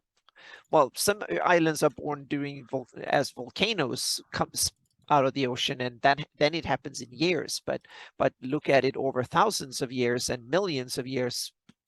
Lots of islands come. Gabriel's right. Yeah. If it's a sudden disaster and all that stone's displaced, did it affect the coast? Was there a tsunami kind of effect? It would probably be something, yeah. If things like Mid-Bay would have been pretty wrecked, right? Because it all would have went south, right? Yeah. Not necessarily. Well, we would probably go in every direction. Yeah. Yeah. It's an LG. There you go. 7. All right. Cool, Calstaff. Awesome. Yep. Very good ones there, and thank you, Troy, for those maps. That is awesome. I thought okay. So, Anna, you can go again. Okay, let's take one that is not so epic, but I still think it's kind of cool and a little bit forgotten, and that's Castle Mucus, or however you pronounce it, in Eastern Shieldlands, and that's close to your stomping ground, Jay, so you should know where it is. I'm sorry, I was responding. Castle Mucus, or yeah, or however you pronounce it. Up there. Yep. Yep. Which is kind of a cool little ruin that is next to White Plume Mountain and stuff. So yeah, and that's where it's mentioned from in these modules and stuff that are set there. But it's basically an old abandoned ruin that was got infested with meanlocks, which are kind of a cool monster. So that it seems to be the old family that dug too deep and found things that foul things that took over their property. It's described, I think, in Return to White Plume Mountain. There's a couple of paragraphs on the Castle Mucus. I think that's all we know. All right. It's kind of it's there, and it's also on the old AirD North Road. So it was not like way out the boondocks. This is sitting there next to what used to be a major road, one of AirD's, that northern frontier road of the Great Kingdom. And Mark Castle 2.0, yeah. So Grand Duke, I will get with you, but it's hard because we bounce around with so many different groups. I Yeah. got to think about that. With 26 different adventure groups, every week it's someone different, so it would be disjointed. I got to think about that, but I got Yeah. an So idea. that was a short little. It's not Well, that much, but it's I got still one kind of right cool. nearby, Mm-hmm. which is actually, I might as well discuss it. It's a ruin in my campaign that I linked to an adventure in Treasures of Greyhawk. All right, and the Sword of Ansanther, which is the one which is the prelude to the Face of Xenos, with the weapon where the paladin imbues herself into the weapon and she goes to the lake. I put it at the ruins of the Gradavis estate, which happens to be a PC from my buddy Marco, which Anna knows, his character, which was destroyed during the Greyhawk Wars. And this is where I put the adventure. Tom's character, Pellinor the Golden, Golden, who just adventured a couple sessions ago, live stream. He has that weapon, and that weapon was actually talking to him, if you all remember, in the live stream. And that was right here. Once again, linking something published source, placing it into something into the campaign, which you all can do. So very cool. All right, Mike, go for it. Well, let's bring it back a bit. Earlier we were talking about, or in the chat zone, talking about Coldwood and the City of Summer Stars, which is gone. What happened was some disaster happened, and the area What's that? became the Yeah. Coldwood. Yeah, yeah. The area of the forest became the Coldwood, and the City of Summer Stars, as the writings say, vanished. So if there's any ruins, I don't know what, but all that remained was the keep, Bitterness, where the Prince Darnakurian still, lairs. So again, much like I was talking about earlier with the Isles of Woe, a whole city just up and vanished. So is it a ruin, or is it, a site that, becomes a fading lamp or something like that? So it implies it could come back. And if it comes back, is it like, has time passed, or is it going to be just the way it was back in the day? I don't know. I would tend to think, the Coldwood maybe would still make things ruined feeling. But yeah, Greyhawk has a lot of these areas where disasters happen and there's a ruin, but sometimes there's not the evidence of what was there. And I think, like Rick mentioned in the chat, Rosie's is another one. Mm-hmm. Capital city.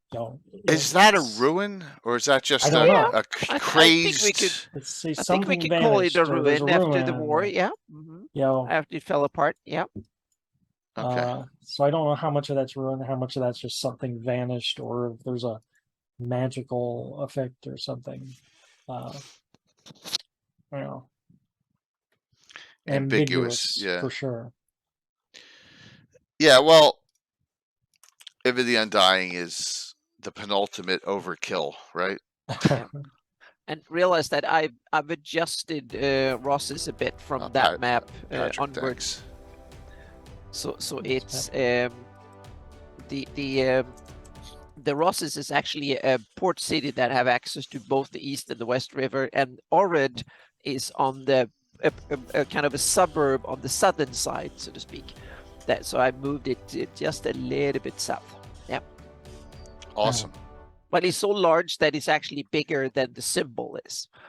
And the latest version, I have actually painted out where the city expanded into. So, yeah. Some good ones so far. Mm-hmm. Some good ones, really. That's a perfect segue for my next one. Go for it, Anna. Yeah, because we only talked about evil ones, and now when you say good ones, I realize that now I need to take one that is not evil and doesn't have an evil legacy. It has a good legacy, and that's sometimes you can have like a cool ruin where you want to facilitate a wedding or some positive ceremony, and that's the Castle Elissa. And now you need to go not too far from Rossi's and stuff, so you go down into the South Province, on the Elysian Plains, not too far from Zeldraton. There is the east of there in there is the Castle Elissa on the That's hill it? there. Yeah. Yep, that's where I placed it. And it's the Elissa was the old Flan queen of the Flan kingdom of Elissa back in. So the kingdom was named after her. And also think that Elissa was originally named after Gary's daughter Elise. Ah. Yes, so there is both real world connections drink. and in-game connections, so to speak. So Elissa was the queen of the kingdom that was named after her, so to speak, and that Rick was the says you're Flan correct. kingdom that came before the Erdi invasion, and the Erdi kind of it merged into the South Province, and the that's where I have the yellow color coming from in the lot of the heraldry from this was a leftover from that. And she was described as, and also you have the United Kingdom of Elissa's heraldry has the two birds that she was famous for. There is in there. So it's interesting. Here we have the heart of Erdidom still celebrating old Flan. And it's kind of cool to me that you have that cultural appropriation, because according to what little notes we have, the kingdom of Elissa was one of the heights of Flan civilization back in the day. So yeah. Who placed this here? Nightingales, thank you. Yeah, I placed it there. Yes. Okay. I mean, and from history, where? Okay. Yeah, we're talking 2,500 years or something like that. Wow. 500-600 years Wow. before the migration. So yeah. Okay. So that's yeah, a, equal time before the migration as we are after the foundation of what? Yeah. What's this one? Sakharan? I'm not really sure. I skipped over that one, but it's Okay. it's coming from somewhere. So Hey, Casey. so yeah, it's mentioned somewhere. So hang on a second. I'll see if I can Okay. find something. Yep. No, you can go on and I'll see if I can dig something up and I'll add it. Thank you. I missed that one. Yeah, I just saw it. And it's like, oh, perfect. I'll do some research and see if we can find something here. nice. So you got the so if you go to Pomarge, we got the Suderham, right? Get the ruins here. Nice. Yep. Yeah, which really gets into detail in the slavers. You know, it's funny how they don't. I know there's one keep, but they don't retake. Kel and Lycos is. I thought that maybe they'd put it there, but they don't. Right? They go to their own place, which I thought that maybe the ruins would be would make more sense, but okay, not done. I don't know if that was intentional or not. You never win anything anymore, Casey. You know what? I think that deserves something. There you go. Gary, man, we've talked a lot about So. Oh, now he arrives. Yes, yeah, we've talked a lot about your stuff said already. His name 100 times. Yeah, you'd laugh if he won his own book. That would be fine. It's a good thing, Casey, because we have so many more viewers now. Yep. I have some information on the Sakahedon. Okay. Apparently, he was the count of House Crandon. Oh. He was the count of Sakahedon because the actual province or the area is named after him. It's County of Sakahedon. So he was a Crandon ruler of this in the early days. In minus 240 common year, he assembled, and there's some stories and stuff. So he gathered them at his residence, Sakahedon. That was his keep, and then he got somehow through Erdi history. I haven't gotten to that because it's mentioned 9 times, but that was the first time I got mentioned. It got a hit here, so to speak. So wait a minute. Isn't Kingdom of Elissa a Flan kingdom? Oh yeah, but now we're after. Now it Oh, and now even this is negative like 200s? Really? oh, Okay. oh yeah. Okay. When there was a Flan Kingdom, that was the negative 1,000 or 800 Oh, or okay. I something like thought it that. Yeah. fell.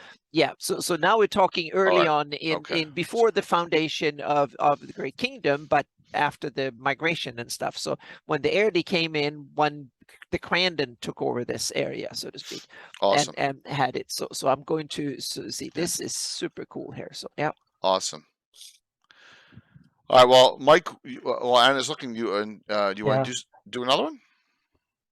Oh, okay. Well, while Anna's talking about ancient Flan history, let's get into the Bright Desert then. Yes. That's where all the cool ruins are at. Mhm.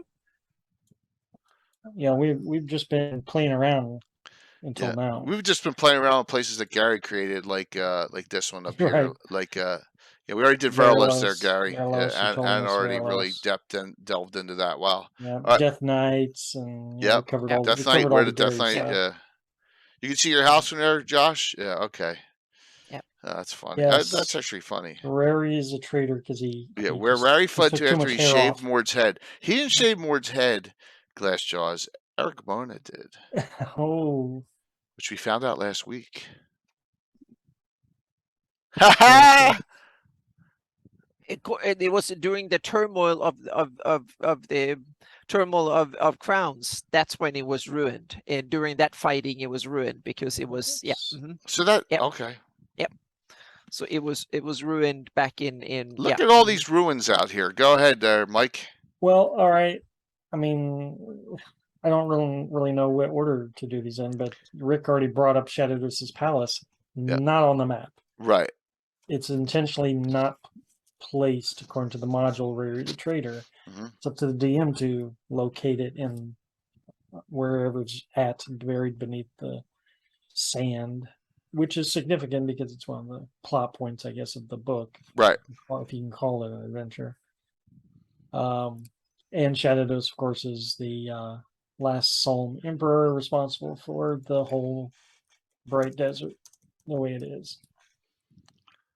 So, well, you got the Darkbridge Temple, the necropolis of Onog, Solm Fortress, ruins of Ata. You got a lot of them. Yeah, there. they're all major ruins. Now, Utah's a good one. So this is a place that the book specifically says used to be 100 square miles, a city, 100 square miles. So it's 10 by 10 miles. 10 by 10 miles. And when I read that, I was like, I started doing some Wikipediaing hard on that. And so this is like in area is like equivalent to American cities like Milwaukee and Sacramento. It's pretty big. Pretty big. Yeah. So if we're talking about an ancient Greyhawk city that's that spread out, is it spread out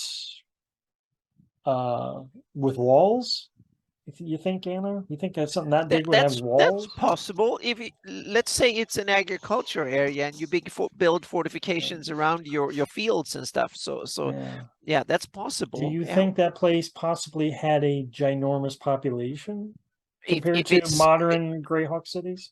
Yeah, I guess it might be at least something up towards 100,000. But if the climate is different, then that was actually might have been a very good place to be. It's kind of in the middle of the only thing that kind of bothers me a little bit is that it's not a port city. Yeah, most of the really big cities were port cities. Good point, Calstat.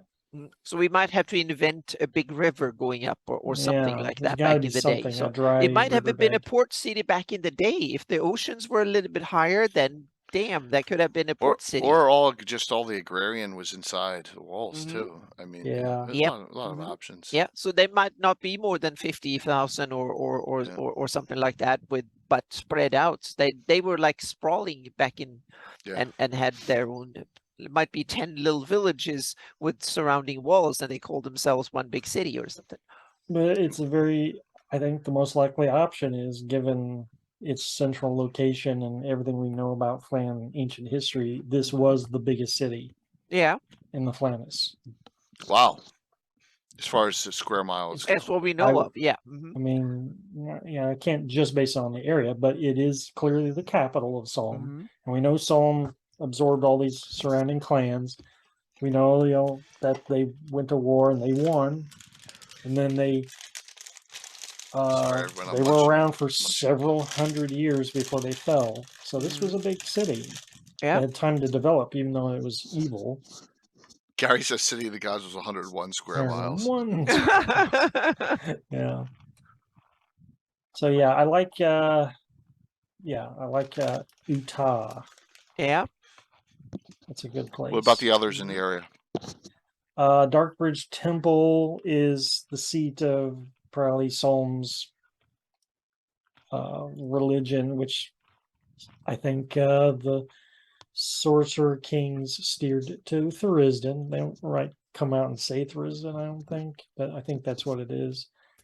So by the time of Rary the Trader, it is inhabited by a dragon. Why would that city be located there? That's a question we don't know there, I Gary. don't think it's a city though. I think it's just a The temple complex. Or temple something. and whatever's around it. Maybe it's Mhm. a prelacy or a sea or Yeah. kind of like with the Great Kingdom. So awesome. Yeah. Could be in a lake bed. That's true. Like Great Salt Lake has shrunk a lot. So true. That is true as well. So Oh, Lang. softball time for me. How's that sound? We're going to go to another published module because I'm lame tonight.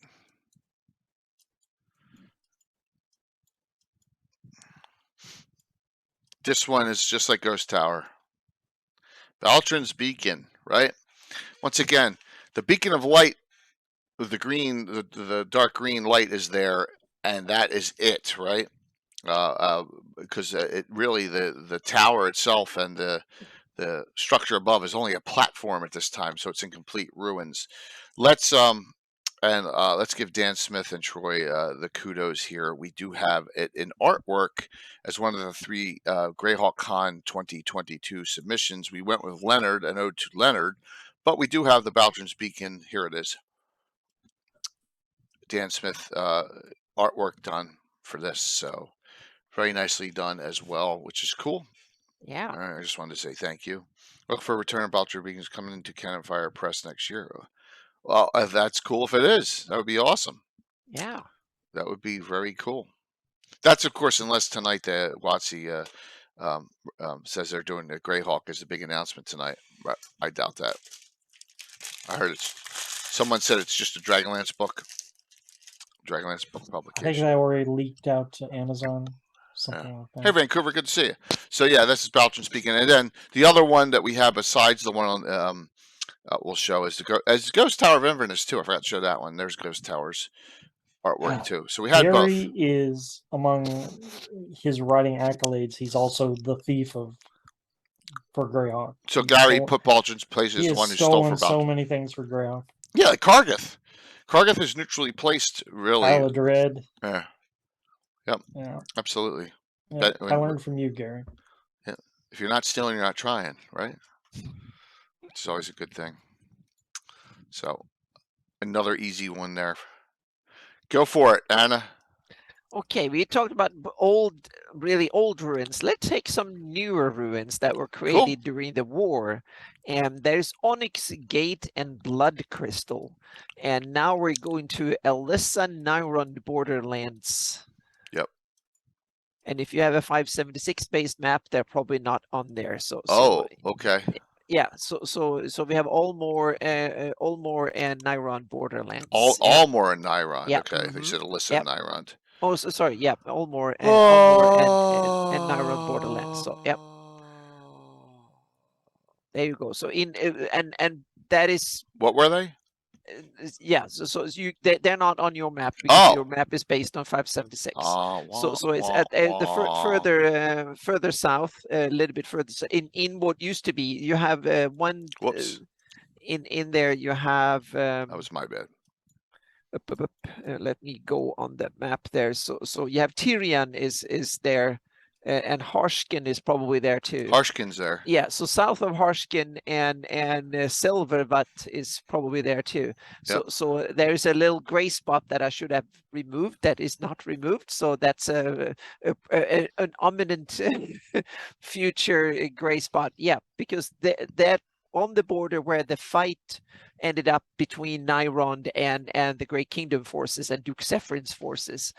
That's where he that was Pazuzu. I think the demon lord built 2 defensive towers or fortifications for Sephrin to use, and they were built overnight, basically, or like with demon speed, so to speak. They were and maybe they were Darren's instant fortresses. Yeah, kind of, yeah. So those were Onyx Gate and Blood Crystal, and they were abandoned after the war, so they were now sitting there in what is now the borderlands in the Almorian Protectorate of Nyrond. So that was the part of Almor that Nyrond claimed after the war, so to speak. And they're still sitting there. So they used to be in the middle of Almor. Now they are almost on the borderlands of Nyrond, so to speak. So but they're kind of cool. If you want to tie into more recent history, you can do some cool stuff with Onyx Gate and Blood Crystal, definitely. You can say that they're made out of abyssal material, so you might want to kind of steal it for some reason, and that might give them, they might simply be gates to the abyss, or just have abyssal interesting qualities, or spawn demons at certain times at nights, or something like that. There's a lot of cool possibilities you can tie into these places, and they were infamous, used by the most vile, despicable beings from the Great Kingdom. Okay. Yep. That's a good one. That I did not know about at all. Nice. Yep. Mike, what do you got? Well, Lang mentioned in chat the last rune from my Bright Desert sojourn, and that is the ruins of Senaray, which was the capital of Itar. Senaray, which is kind of like southeast of the Bright Desert on the coast, is it was built kind of like Verilos, I think. It was built on the side of the cliffs and is supposedly the rival of Utah. So it was prosperous. This is where Vathros, the god of ingenuity and invention, lived. So Itar was more advanced than Solm. Solm got jealous, destroyed Itar, and as the writing says, and they somehow, maybe through his help, caused an earthquake that caused Senaray to fall off into the sea, I guess. So again, we got some undersea ruins there. If you want to go spelunking for Flan artifacts. Okay. Blades, of course. Yeah, I know you'd have a stroke if we did a whole discussion on that. I know you're not a fan. Yeah, I'm a fan. I like it. Those adventures?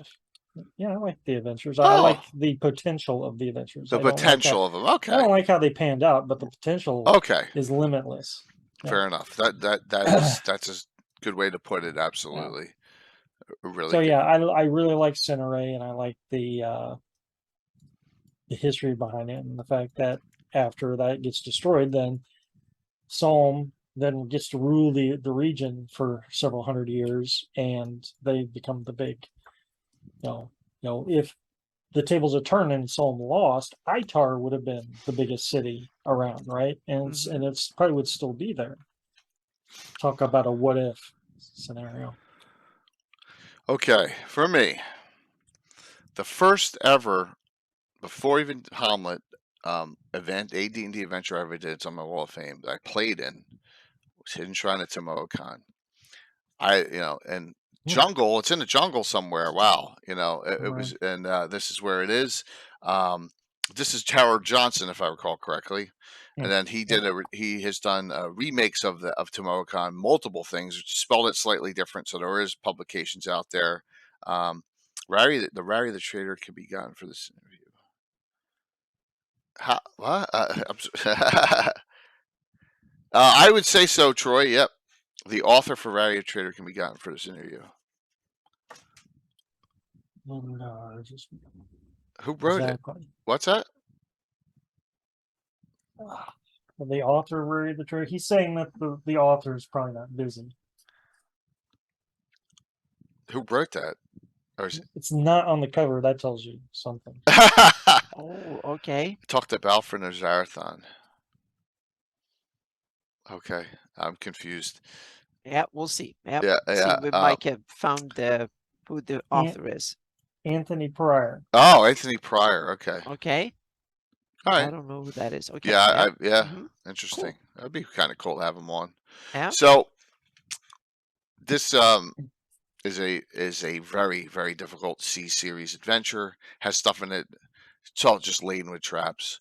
But just note that's where it is, and that's ruined. Basically, it has a lot of these Mexican deity-based creatures, and Quetzalcoatl and all are within it. There's nothing good about it at all. And look, it is in the middle. How far away it is from anything? Way out. There's a ruin there. He did Patriots of York. I have that out as one of the giveaway items tonight. It's around the same time, so that makes sense. Okay. I thought I did. Oh no, I have Border Watch. I'm playing Hidden Shrine of Tomokon tomorrow. Really? Yeah, I've been running it for the last few weeks, and we're not going to finish it. I'm trying to debate whether or not just to run it and then call it a day, or just skip to the end or whatever, because we're about to switch to Spelljammer. Oh, because of the new book that came out? Yeah. Okay. Interesting. But I tried, and then I quickly realized, and this is my second time trying to run the module, and I keep realizing that it's a longer adventure than it looks. Huh. Yeah. Well, it's not easy. I mean, there's a lot of dead. Just like Tomb of Horrors, there's a lot of you're dead. Maybe I'm not the type of DM for this. I just don't see how the tournament people did that. To run it in 4 hours, I don't know how they did. No, well, they didn't finish. That was because in 4 hours I got through like 2 rooms. Yeah. Well, you're also it's a different. It's a completely different play style. Yeah. It just you can't get through that. So yeah. Yeah, it's Tales of the Young and Pearls what I'm doing, Lando, and yeah. Okay. I can't say I like it, but it hey. Yeah. All right, and 5e from Tales of the Young and Portal, both my players, and I hated it. I don't know. Some things don't translate well to 5e from 1e. I haven't played the 1e version to compare it. I would like to think the maps are spot on. The rooms, the treasure and monsters are spot on. It's just then the game mechanics that makes it bad. I don't know. If I recall, that adventure was set for 3 PCs, and that's it. Shoot. Cleric, a thief, and a fighter. That was it. Yeah. All right, Anna. Okay. Anyone knows that the Slave Lords had a sequel? And I'm not talking about the original. I'm talking about something that was published in 4th Dungeon. edition. Yeah, but it's actually an AD&D adventure, first edition adventure that was published. The escaped slaver, right? Yes, exactly. The Last Slave Lord. Yep. And I'm talking about the Monastery of the Toiling Lady. Wow, cool. Where is it? That is down in the Hell Furnaces. Oh, I didn't. Yep. Am I gonna find? Oh, there it is, near Sassurin. Yep. Wow. On the coast there. It's the Monastery of the Toiling Lady. That's where Stallman Klim's hideout. And there's an adventure in Dungeon 215 where you go down there and confront him. Who wrote that? A big name. Sean Robert Reynolds. Schwalb. Robert J. Schwalb. Oh, Robert. That Still adventure. big name. Yep. Yeah. Mm-hmm. Wow. Yep. Wrote that. It's in Dungeon 215. Yep. That's where I got that reference from. And I remember it was a 4th edition adventure, but it was written in old school, right? Yeah, So, it's an old school, but it's a 4 era dungeon magazine, but it was written for old school. So yeah. Very cool. Yep. Not far from. So I thought about mention that. So yeah. Yeah, that's awesome. Very good one, Mike.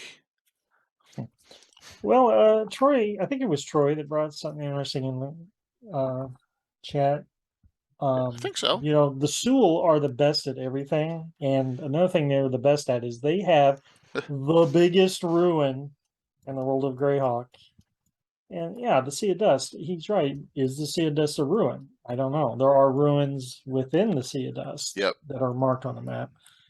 But clearly, beyond the ones that are marked on the map, the whole damn thing is full of ruins, right? Yeah. But anyhow, as a kid looking at the Darlene map, I was always intrigued by the 2 ruins that are by the Sulhat Mountains. Yeah. Just says ruins, ruins. I ate that stuff up, and unfortunately, I don't think there's anything written about it that I'm aware of. No. I think they're just marked, and they. But we all when we were kids are like adventured there at least once. Yeah. I mean, I know I did. So now I think in the Living Greyhawk Gazetteer, there's some mention that the ruins that are closer to civilized land have already been explored, and that you got to go deeper into the city towards the Forgotten City to find the lost treasures. So I think that'd be kind of lame if they were played out ruins, but there probably should be more than those 2 as well. But there's got to be you got to have the easily accessible ruins. Right. Then you make base camp there and you go deeper into the Sea of Dust. Yeah, it's cool. I mean, it's definitely a cool thing. So really a neat, and you know, you got the Forgotten City, and you got and that would be one time where I would actually reference a Gygax novel for inspiration, because I think he did a lot with that area, and you ain't gonna find like published source on what's in the Sea of Dust specifically, you know, beyond encounter tables. So Anna, you want to go next again? Okay, let's see here. Keep on rolling. We have I have one that is, let's see here. Now I need to figure out what. Yeah, it's not that far. So we're in the same spot on the map. So down, you know where Cauldron is, and down in the valley from Sasserine and then southeast, there is a little dungeon or ruin called Terabar, and that I placed from, or someone else gave me the idea for the placement that I already placed it in some cannon fire post. That's from All That Glitters, UK 6. Oh, it's all the way down there. Oh, wow. Yeah. So that's one hidden away that is actually tied into a module. So that's, and someone else did the rough placement, and then I placed it on my map, so to speak, because it's not specifically set in Greyhawk. So it's one of these that someone, not me, but someone did. But it's definitely jungle adjacent. Exactly. So it's kind of, it fits in the big picture. I did not know that. That was not one of the ones that was up in the Sea Princess area. I ran it. I just all that glitters. Also ran when a Star Falls too. That one as well. Yeah.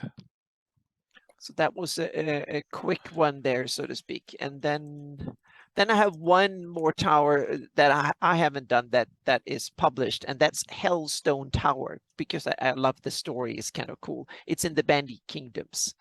It's in up in the Bandit Kingdoms, and then I have a couple of my own, but I'll do the next at the end here. Where's Hellstone Tower? Is in Joras, northeast of the Rift Canyon, and there you go.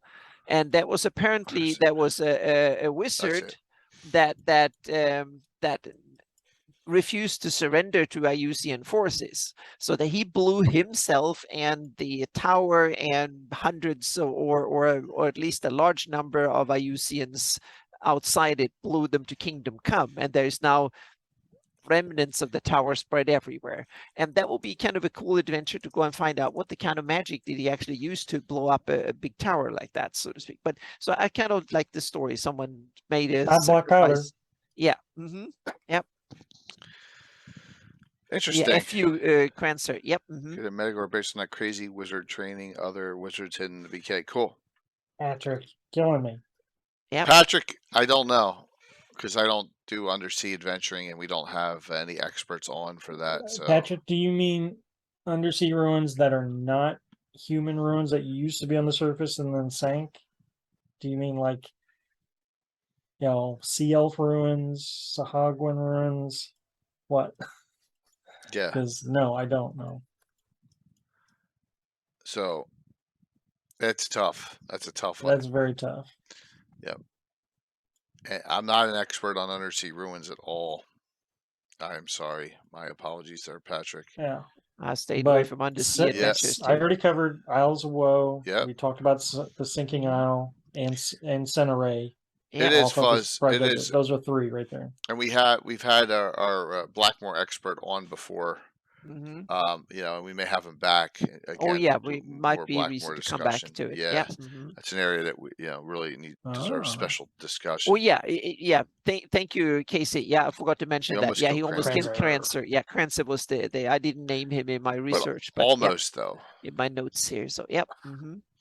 and that a boy with an almost, which is cool. I don't know much about like Arneson's Blackmore. Is Blackmore, the castle or whatever, ruined in the Blackmore setting as well as the Greyhawk setting? What we have is a bleak carbon copy of Yeah. Arneson's Blackmore. That But is way more I'm detailed. saying, and is it stuff. ruined in Arneson's as well? I'm not sure. It depends on probably when you go in there, but yeah. So but what we have is Makes a bleak sense. copy of it, so to speak, and also the terrain is a bleak copy.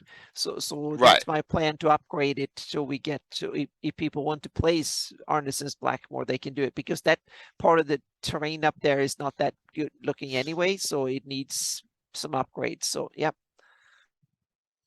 Very cool.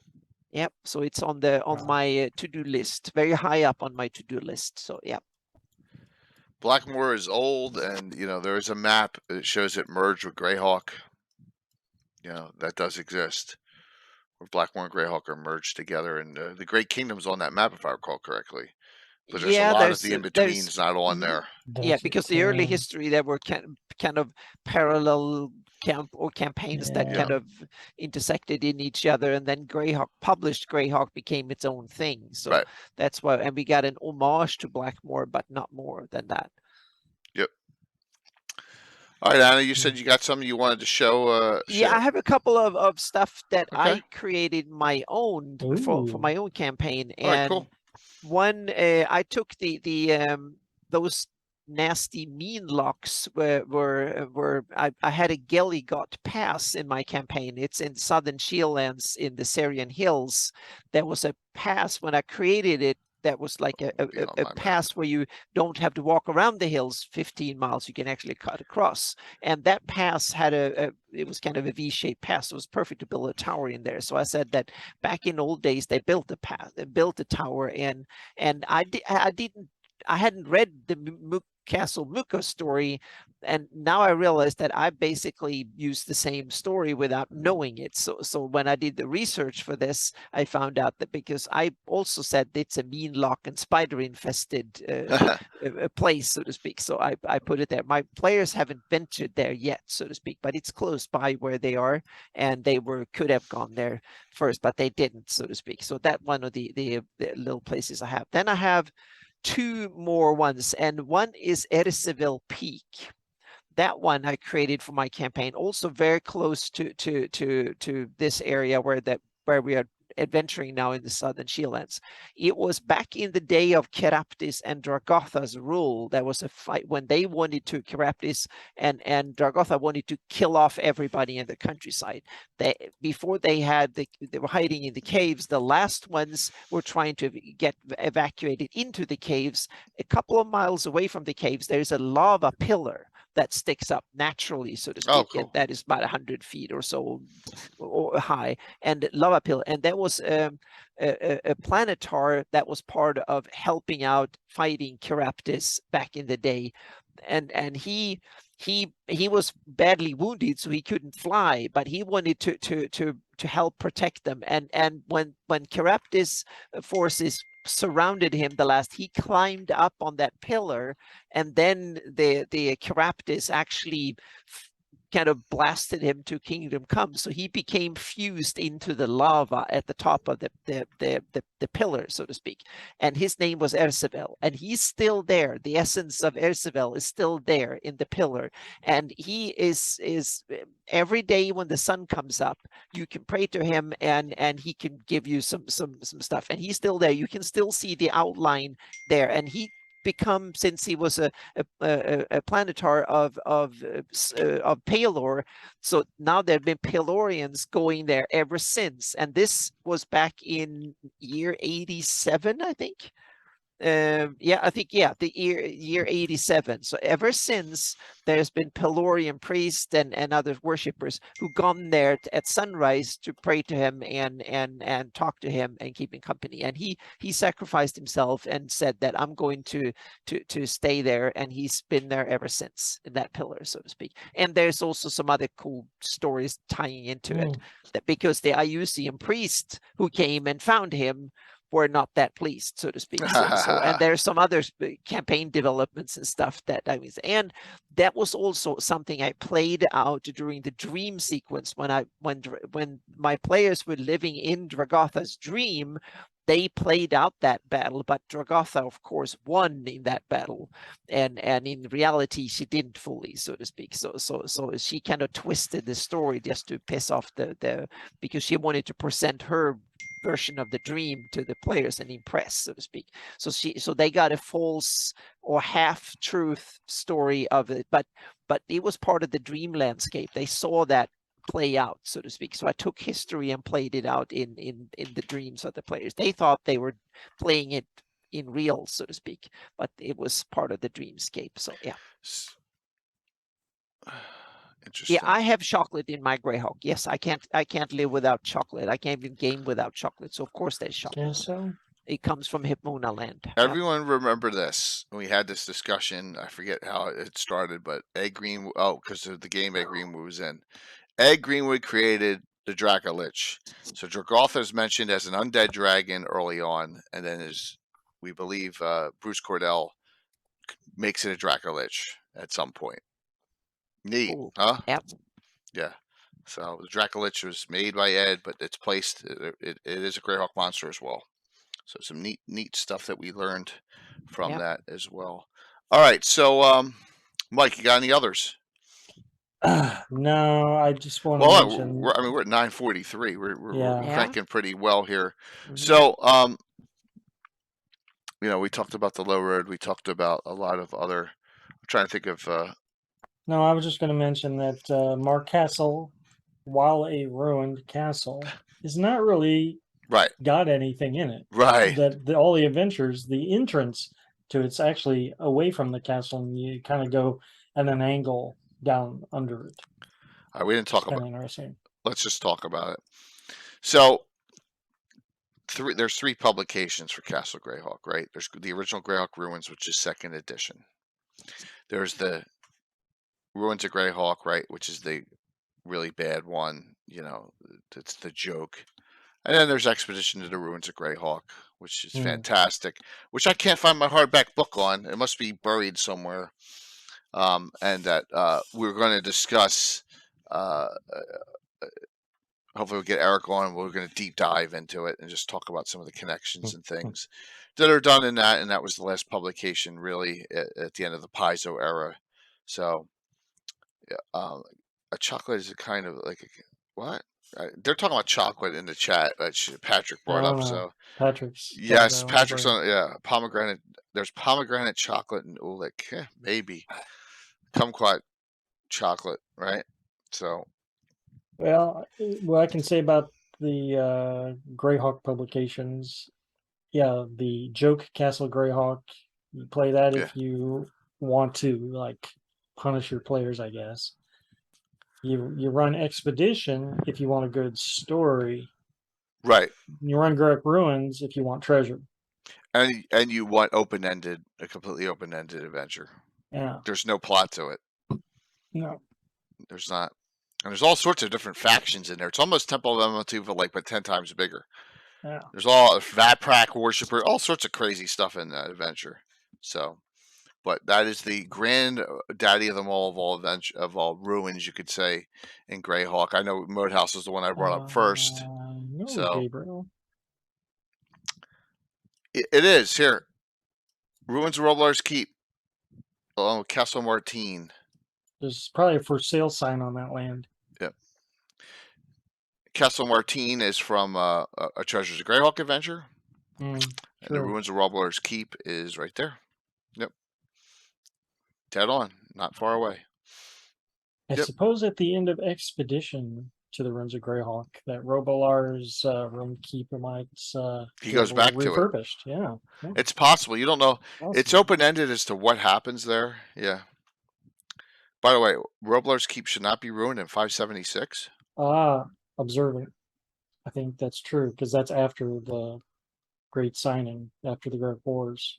It gets destroyed. Mm-hmm. It can stay there. It doesn't matter. It's it could be a minor faux pas on the map, but making a change, but it's fine for me, for my purposes. Remember, this is my edit map here, but that's a good one. Yeah, there's 2 ones right there. Oh my God! Stop, people. So it was sacked after signing. The site is correct. All right, so Tensor's Castle is in a ruin. No, it's not in ruins. It's yellow. It's not in Thank ruins. God. Yeah. Because everything's ruined. The whole left side of the map is ruined, or the right side of the map is ruined. Yeah. And this is being redone. Dun dun dun. Sorry. I'm sorry. I had to go to the Doom Grinder. It's painful. All right. So any out there that you all think we missed? It's major or minor? Or... I hit all the major ones that yeah, we did a good job. Yep. Yeah. Did a good job with them. But what Anna was talking about earlier, it's so easy to place your own ruins on there. Oh my God! Oh, Yeah. yeah. There's just so much space. So I'll give you one. I'll give you one that Anna and I placed that Rich argued about. There you go. That's published source and it's generic, and that's Hidden Temple of the Rithmal. There. Here, here's one. We forgot the Drake. We forgot the Soul Ruins. I thought someone else will take them, so I didn't. Yeah. And they're from the Gord novels. Yeah, there you go. The Lost City, the Soul. Yeah, you did, Rick. You did. I just forgot it. Not too far from Altamira. And then, like I said, so Anna and I placed that, and I used that in my campaign from Vortex number 8. So, and then so the guy here, I'll get him back. The guy Alan, he's been beeping me. Here's one of my campaign: The Ruins of Alan's Keep. His 20th when he Sunken Keep. Yes, which is if you ever seen the joke, Bill has a little mound with a tower sticking out and like a toad on top that's supposed to represent a frogomyth, because there's supposed to be a frogomyth within it. But yeah, the waterway it was destroyed during the wars I had between Keelan and the Sea Princes, and it's kind of sunk into the river. As rivers go, it just so. Nice. Fort Green Rock in the Amedio. I don't even know that one. No idea. Yeah, it's down in the Amedio. Yeah. Is that one of the Is that one of the places that Yeah, Fort West Hook, South Hook, Blackwell. Hang on a second here. Savage. Yeah, it's somewhere. Oh, it's from Savage Tide. Good one. I see all the forts here. Yeah, so it's not. It would not be ruined in 576 then. Okay. Yeah. Did I not place it? I don't see it. No. It's because the ruins south. Don't have way names south as well. Is it? I know it rings a bell somewhere. Is it? Yeah. It's a ruin. It's a ruin on the. Yeah. It's go southeast on the coast there. There you go. A little bit north. Mm. There you go. Zoom in. Oh It's man, I can barely see it. there Oh it wow, is. Yeah. mhm. that's Savage Tide. Okay, Nice. Yeah. cool. Cal staff did not know that. And that's an adventure. An adventure takes place there.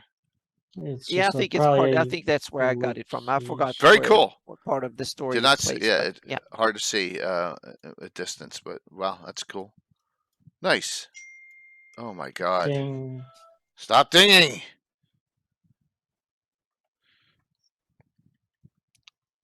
Yeah. Thank you, Unbelievable. Kelstaff. Yep. Dungeon mhm. 141. Nice. Well, very cool. Why don't we do some shout outs here and then we'll do the giveaway and we'll see what's going on. I'll mention it again what's going on for Virtual Greyhawk Con, along with some of the streams, what's going on, but we'll talk about that because signups are 3 days away for events. So, Mhm. Mike, what is going on with you, man? Well, I have a post up on Greyhawkery that I did about a week ago. It's an Anne Brown article from Yeah, a. cool. If you haven't already seen it, it's an Anne Brown article from the catalog 1993 TSR catalog. Good stuff. This would be like from the Ashes era, and it's goes a really good description on what the field of Greyhawk is. So read that. Go and read that. Otherwise, I'm heresy, but I'm going to be ending two Greyhawk campaigns and I'm starting a Spelljammer campaign, and I'm starting a Mistara campaign. That's okay. So if that's what you guys want to play, so be it, right? yeah, changing it up. Yeah, I got me a reprint of the Rule Cyclopedia. I feel like I'm in the mood to play some old school modules in the setting. And I have no idea how the 5e Spelljammer is going to go. None of us have ever played Spelljammer, so I'm just going to be fast and loose with that. Try to have a good time. Yeah, good luck on the Spelljammer. Gray space at least. Low I down don't full know. says no. I don't. Is it? No, I'm going to stay down. I'm going to stay away from gray space low down. I'm just going to play the field. Always good playing the field. I'm not going to try. If I do gray space, then I'm just going to be tempted to go to Orth, and then I'm right back to what I'm used to. So Right. I'm just going to play anything but. Very, very cool. Well, Mike, thanks. Got us through another good one here. This definitely was an interesting topic. Mike will not be on next week, so Aaron and I have to, maybe Mike give us another great topic, and we'll have more guests because Casey said he couldn't get together the Living Greyhawk one. How for about next Thursday. desserts of Greyhawk? No, I saw no. Talk about chocolate. Yes, so we're talking about, yeah. That's funny. Very, very cool. Anna, what is up? Hey, Casey, it's not a problem. Give it a shot. Yeah, first I'm wrapping up the 598, the 2022 edition, and I think the last change that I made now was I moved Cali Store just a little bit and redid the roads. That was something I've done on my campaign map, and thankfully people pointed out to me that it needs to be done on this map. That might be today. I'm going to double check a couple of spellings and see, and then it will be. So I'm working on getting all the credits and stuff. There's like over 300 people that needs to be credited, or my patrons and stuff. So if you want to have your name on the map, then if you pledge to my Patreon, become a Patreon member on the mid-tier level up tonight, I'll add your name. but tomorrow will be too late. Yep. So then I'll do the final export and do it. So then you have to wait for the next iteration, so to speak, to get it in. So there will be some 300. And I also have 2 top tier patrons who have been patrons so long that they will get a special mention on the map. So yep, 2. So I have to wait and see. There's two patrons who've been with me since day 1 of the page. Oh, cool. I think I have that one somewhere too. Yeah. I don't know, how's your Patreon going? Are you Good. yeah. Yeah, it's good. Yeah, it's good. So that is coming out, and there is also I did some mid-journey graphics. I put that to good use. So I created a cool graphics for my Ayusian monster, the Skull Crow, Skull Raven, and there will be stats of the Skull Crow, the Skull Raven, and the giant or large Skull Ravens, and the Skull Murder will be coming. So that they go from an 8th challenge rating of an 8th up to challenge rating 10. So it's kind of a cool, if you want to put Ayusian stuff in your campaign, I think they can be cool, so to speak. So that is coming too, and all the village is coming. I need to assemble all the stuff. I'm testing out to see if there's more house maps and stuff to be done there. So yeah, so that is the next upcoming in a few days. Yep.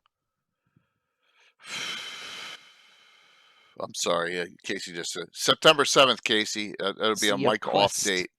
Yeah, September 7th, it looks like, for a Living Greyhawk. All right, so please note, Anna's game, the Mirehawk Shield Lands, is Sunday morning at 11 Eastern. Yeah, During there will Virtual be GreyhawkCon. pre-gens for that adventure, so I will create characters so you can pick from, and yeah. For those of you that know, there's only two open signups now. Okay, so early and often, if you want to get in that game, there you go. And that's at 11 o'clock in the morning. We still have the session before it, an early morning session open. We also have late night, Friday night open. Everything else is filled. I could squeeze some other people in spots, but you just may not be.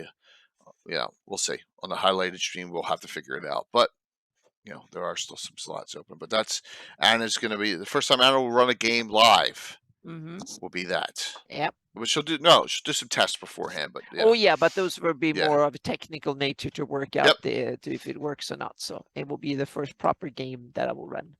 Yeah.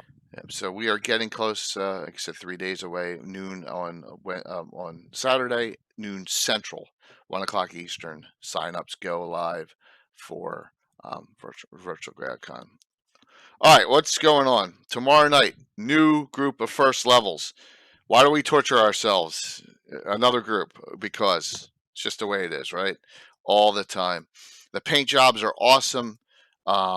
Really fantastic. I know this picture doesn't do it justice, but there's a lot of them. We actually have this guy will not. That's Walt's character. He's a Greyhawk Mage, a Tensor. Unfortunately, Walt won't be there, so you'll have to wait a week for him. But you got some really unbelievable characters coming in here. Some neat multi-classers, some cool ideas. So that'll be we start tomorrow night. Yep. They don't need hirelings. Got to remember, first edition is not that scary. Remember, Rangers got 2 hit die at first level. So do Archers. So there's an Archer in this group that has 16 hit points. So Knights get 2 hit die to start. Knight with 20. So a couple characters with 6 hit points. I think 6 is the lowest because I give them max at first level. They'll be fine. They'll be fine. Yeah. So that's tomorrow night. We start the new Narwhal Initiates. That'll beef up the Narwhal pool of characters. And Portrait Works, another giveaway. That's going to go live shortly, but it's another giveaway for the beta. Get you in on it, and you'll have all the access to all the portraits that we do. So prefer 1E dual class rules or 2E one 1E dual class rules. But they're tweaked in my game. You have to go to 7th for the first one to go into the second, unless it's special group. Then I sometimes 1 all the way. That is tomorrow, and then we have a fantasy mapping show on Friday. So I got 4 streams in 5 nights. Fantasy mapping show Friday night, and that. Anna, want to talk about this? Well, yeah, we've been asked several times that we should talk about what our setups are and a little bit of workflows, and we have to go about it. We talked about our end results, but this time we're going to do more of a deep dive into the process. So we're going to take some more pictures, and I also did some rearrangement that didn't work out. So I'm going to talk about that too, and then talk a little bit about the computers and the tools we're using. And please come with as many questions, and especially dumb questions that you think are dumb, because they're probably really good questions. So please come and join us and ask questions, and we will do some deep dives into our setups and our workflows. And just like usual, Frog God Games gives two $25 gift certificates away during this, so that'll be another thing. So we're giving away $50 gift certificates from Frog God on this discussion. So we're on the next 2 Fridays, and we'll get to that. Mm-hmm. We're on the next 2 Fridays. Sunday night, no Saturday night game for the next couple of weeks. If my wife wants me to, we have family time coming up. So, but I'm going to deep dive into, and I haven't, it's been since like 98 or 99. It's been well over 100 and some gab, and it's been over 2 years. We're going to talk about Norwell, what's going on, the Headhunters organization, and the rest of the Wild Coast. We'll talk about that area. Barring me not having a guest this night, there's some confusion out there. Maybe I have a guest, maybe I don't. If not, we'll just flip-flop the 20th and the 21st. But that's what we'll talk about.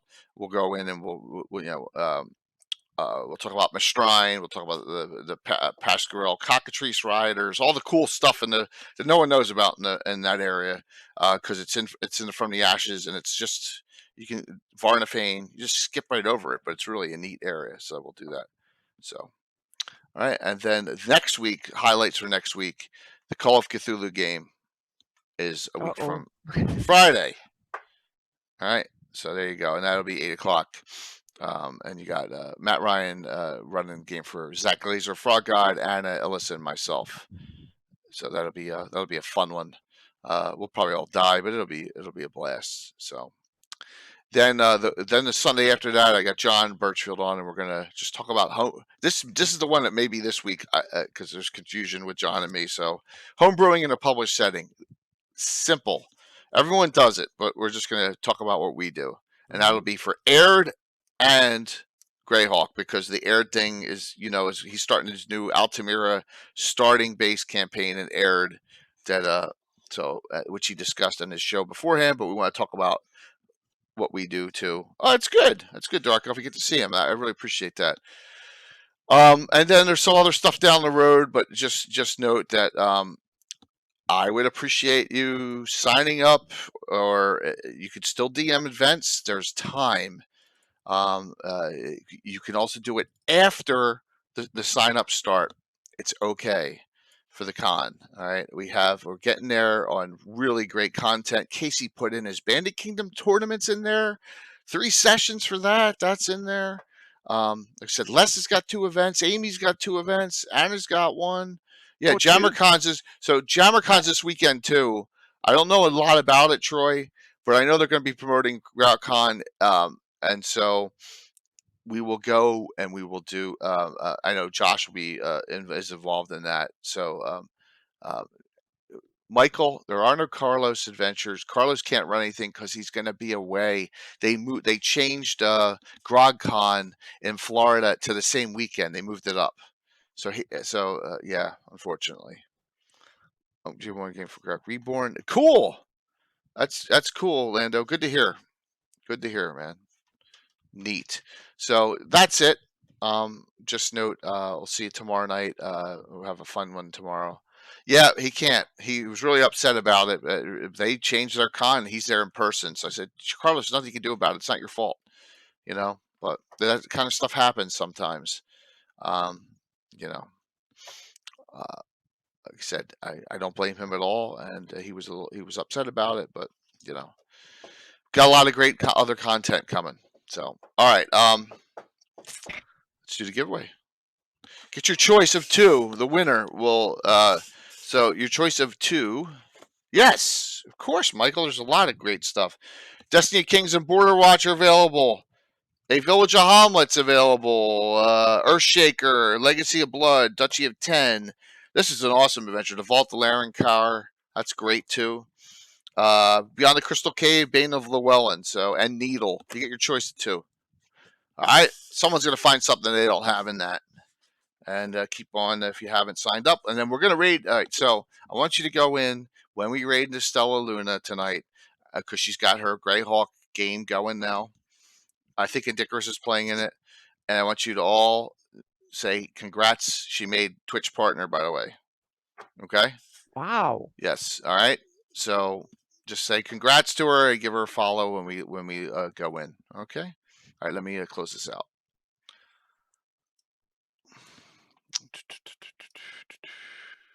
Thank you all for a wonderful, wonderful numbers, and I want to thank Taryn, and I want to thank Mike Disney, and I want to thank Blue Box. We had 3 raids within what, a minute, Anna, and that yeah, a couple was, of minutes before we came on. yeah, that was really or, kind of all of you. So awesome for coming in. So all right, closing this out. Here comes a winner.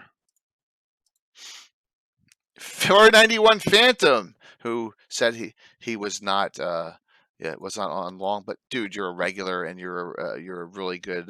So you tell me, you get with me, and we'll get the 2 for you. Just remember, tomorrow night is a great portrait workshop giveaway for the great program I use to create all sorts of portraits for your characters. It's really neat. All right, Hamlet, and your pick. All right. I'm going to give you something that's very, very Greyhawk oriented, and that's Border Watch. Okay, and that's up in the Furandi area. It's a good one. So we'll do Hamlet and Border Watch for you. I think I have your address, man. If I don't, I'll get with you. So we'll see you all. And let's raid into Stella. See you tomorrow night. First one, 4 out of 5. Have a great night, everyone. Thank you. Thanks for the wonderful, wonderful support. We'll keep it rolling here. Cool.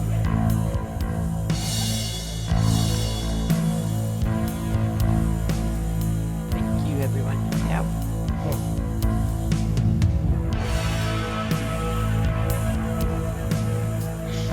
See if we get over 100.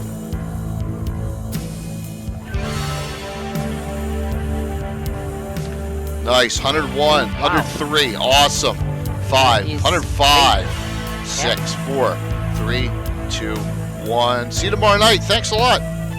Wow. That was good numbers. Yeah. Great numbers. Yeah. For being a Legends lore, it's great. Wednesday night. Yeah.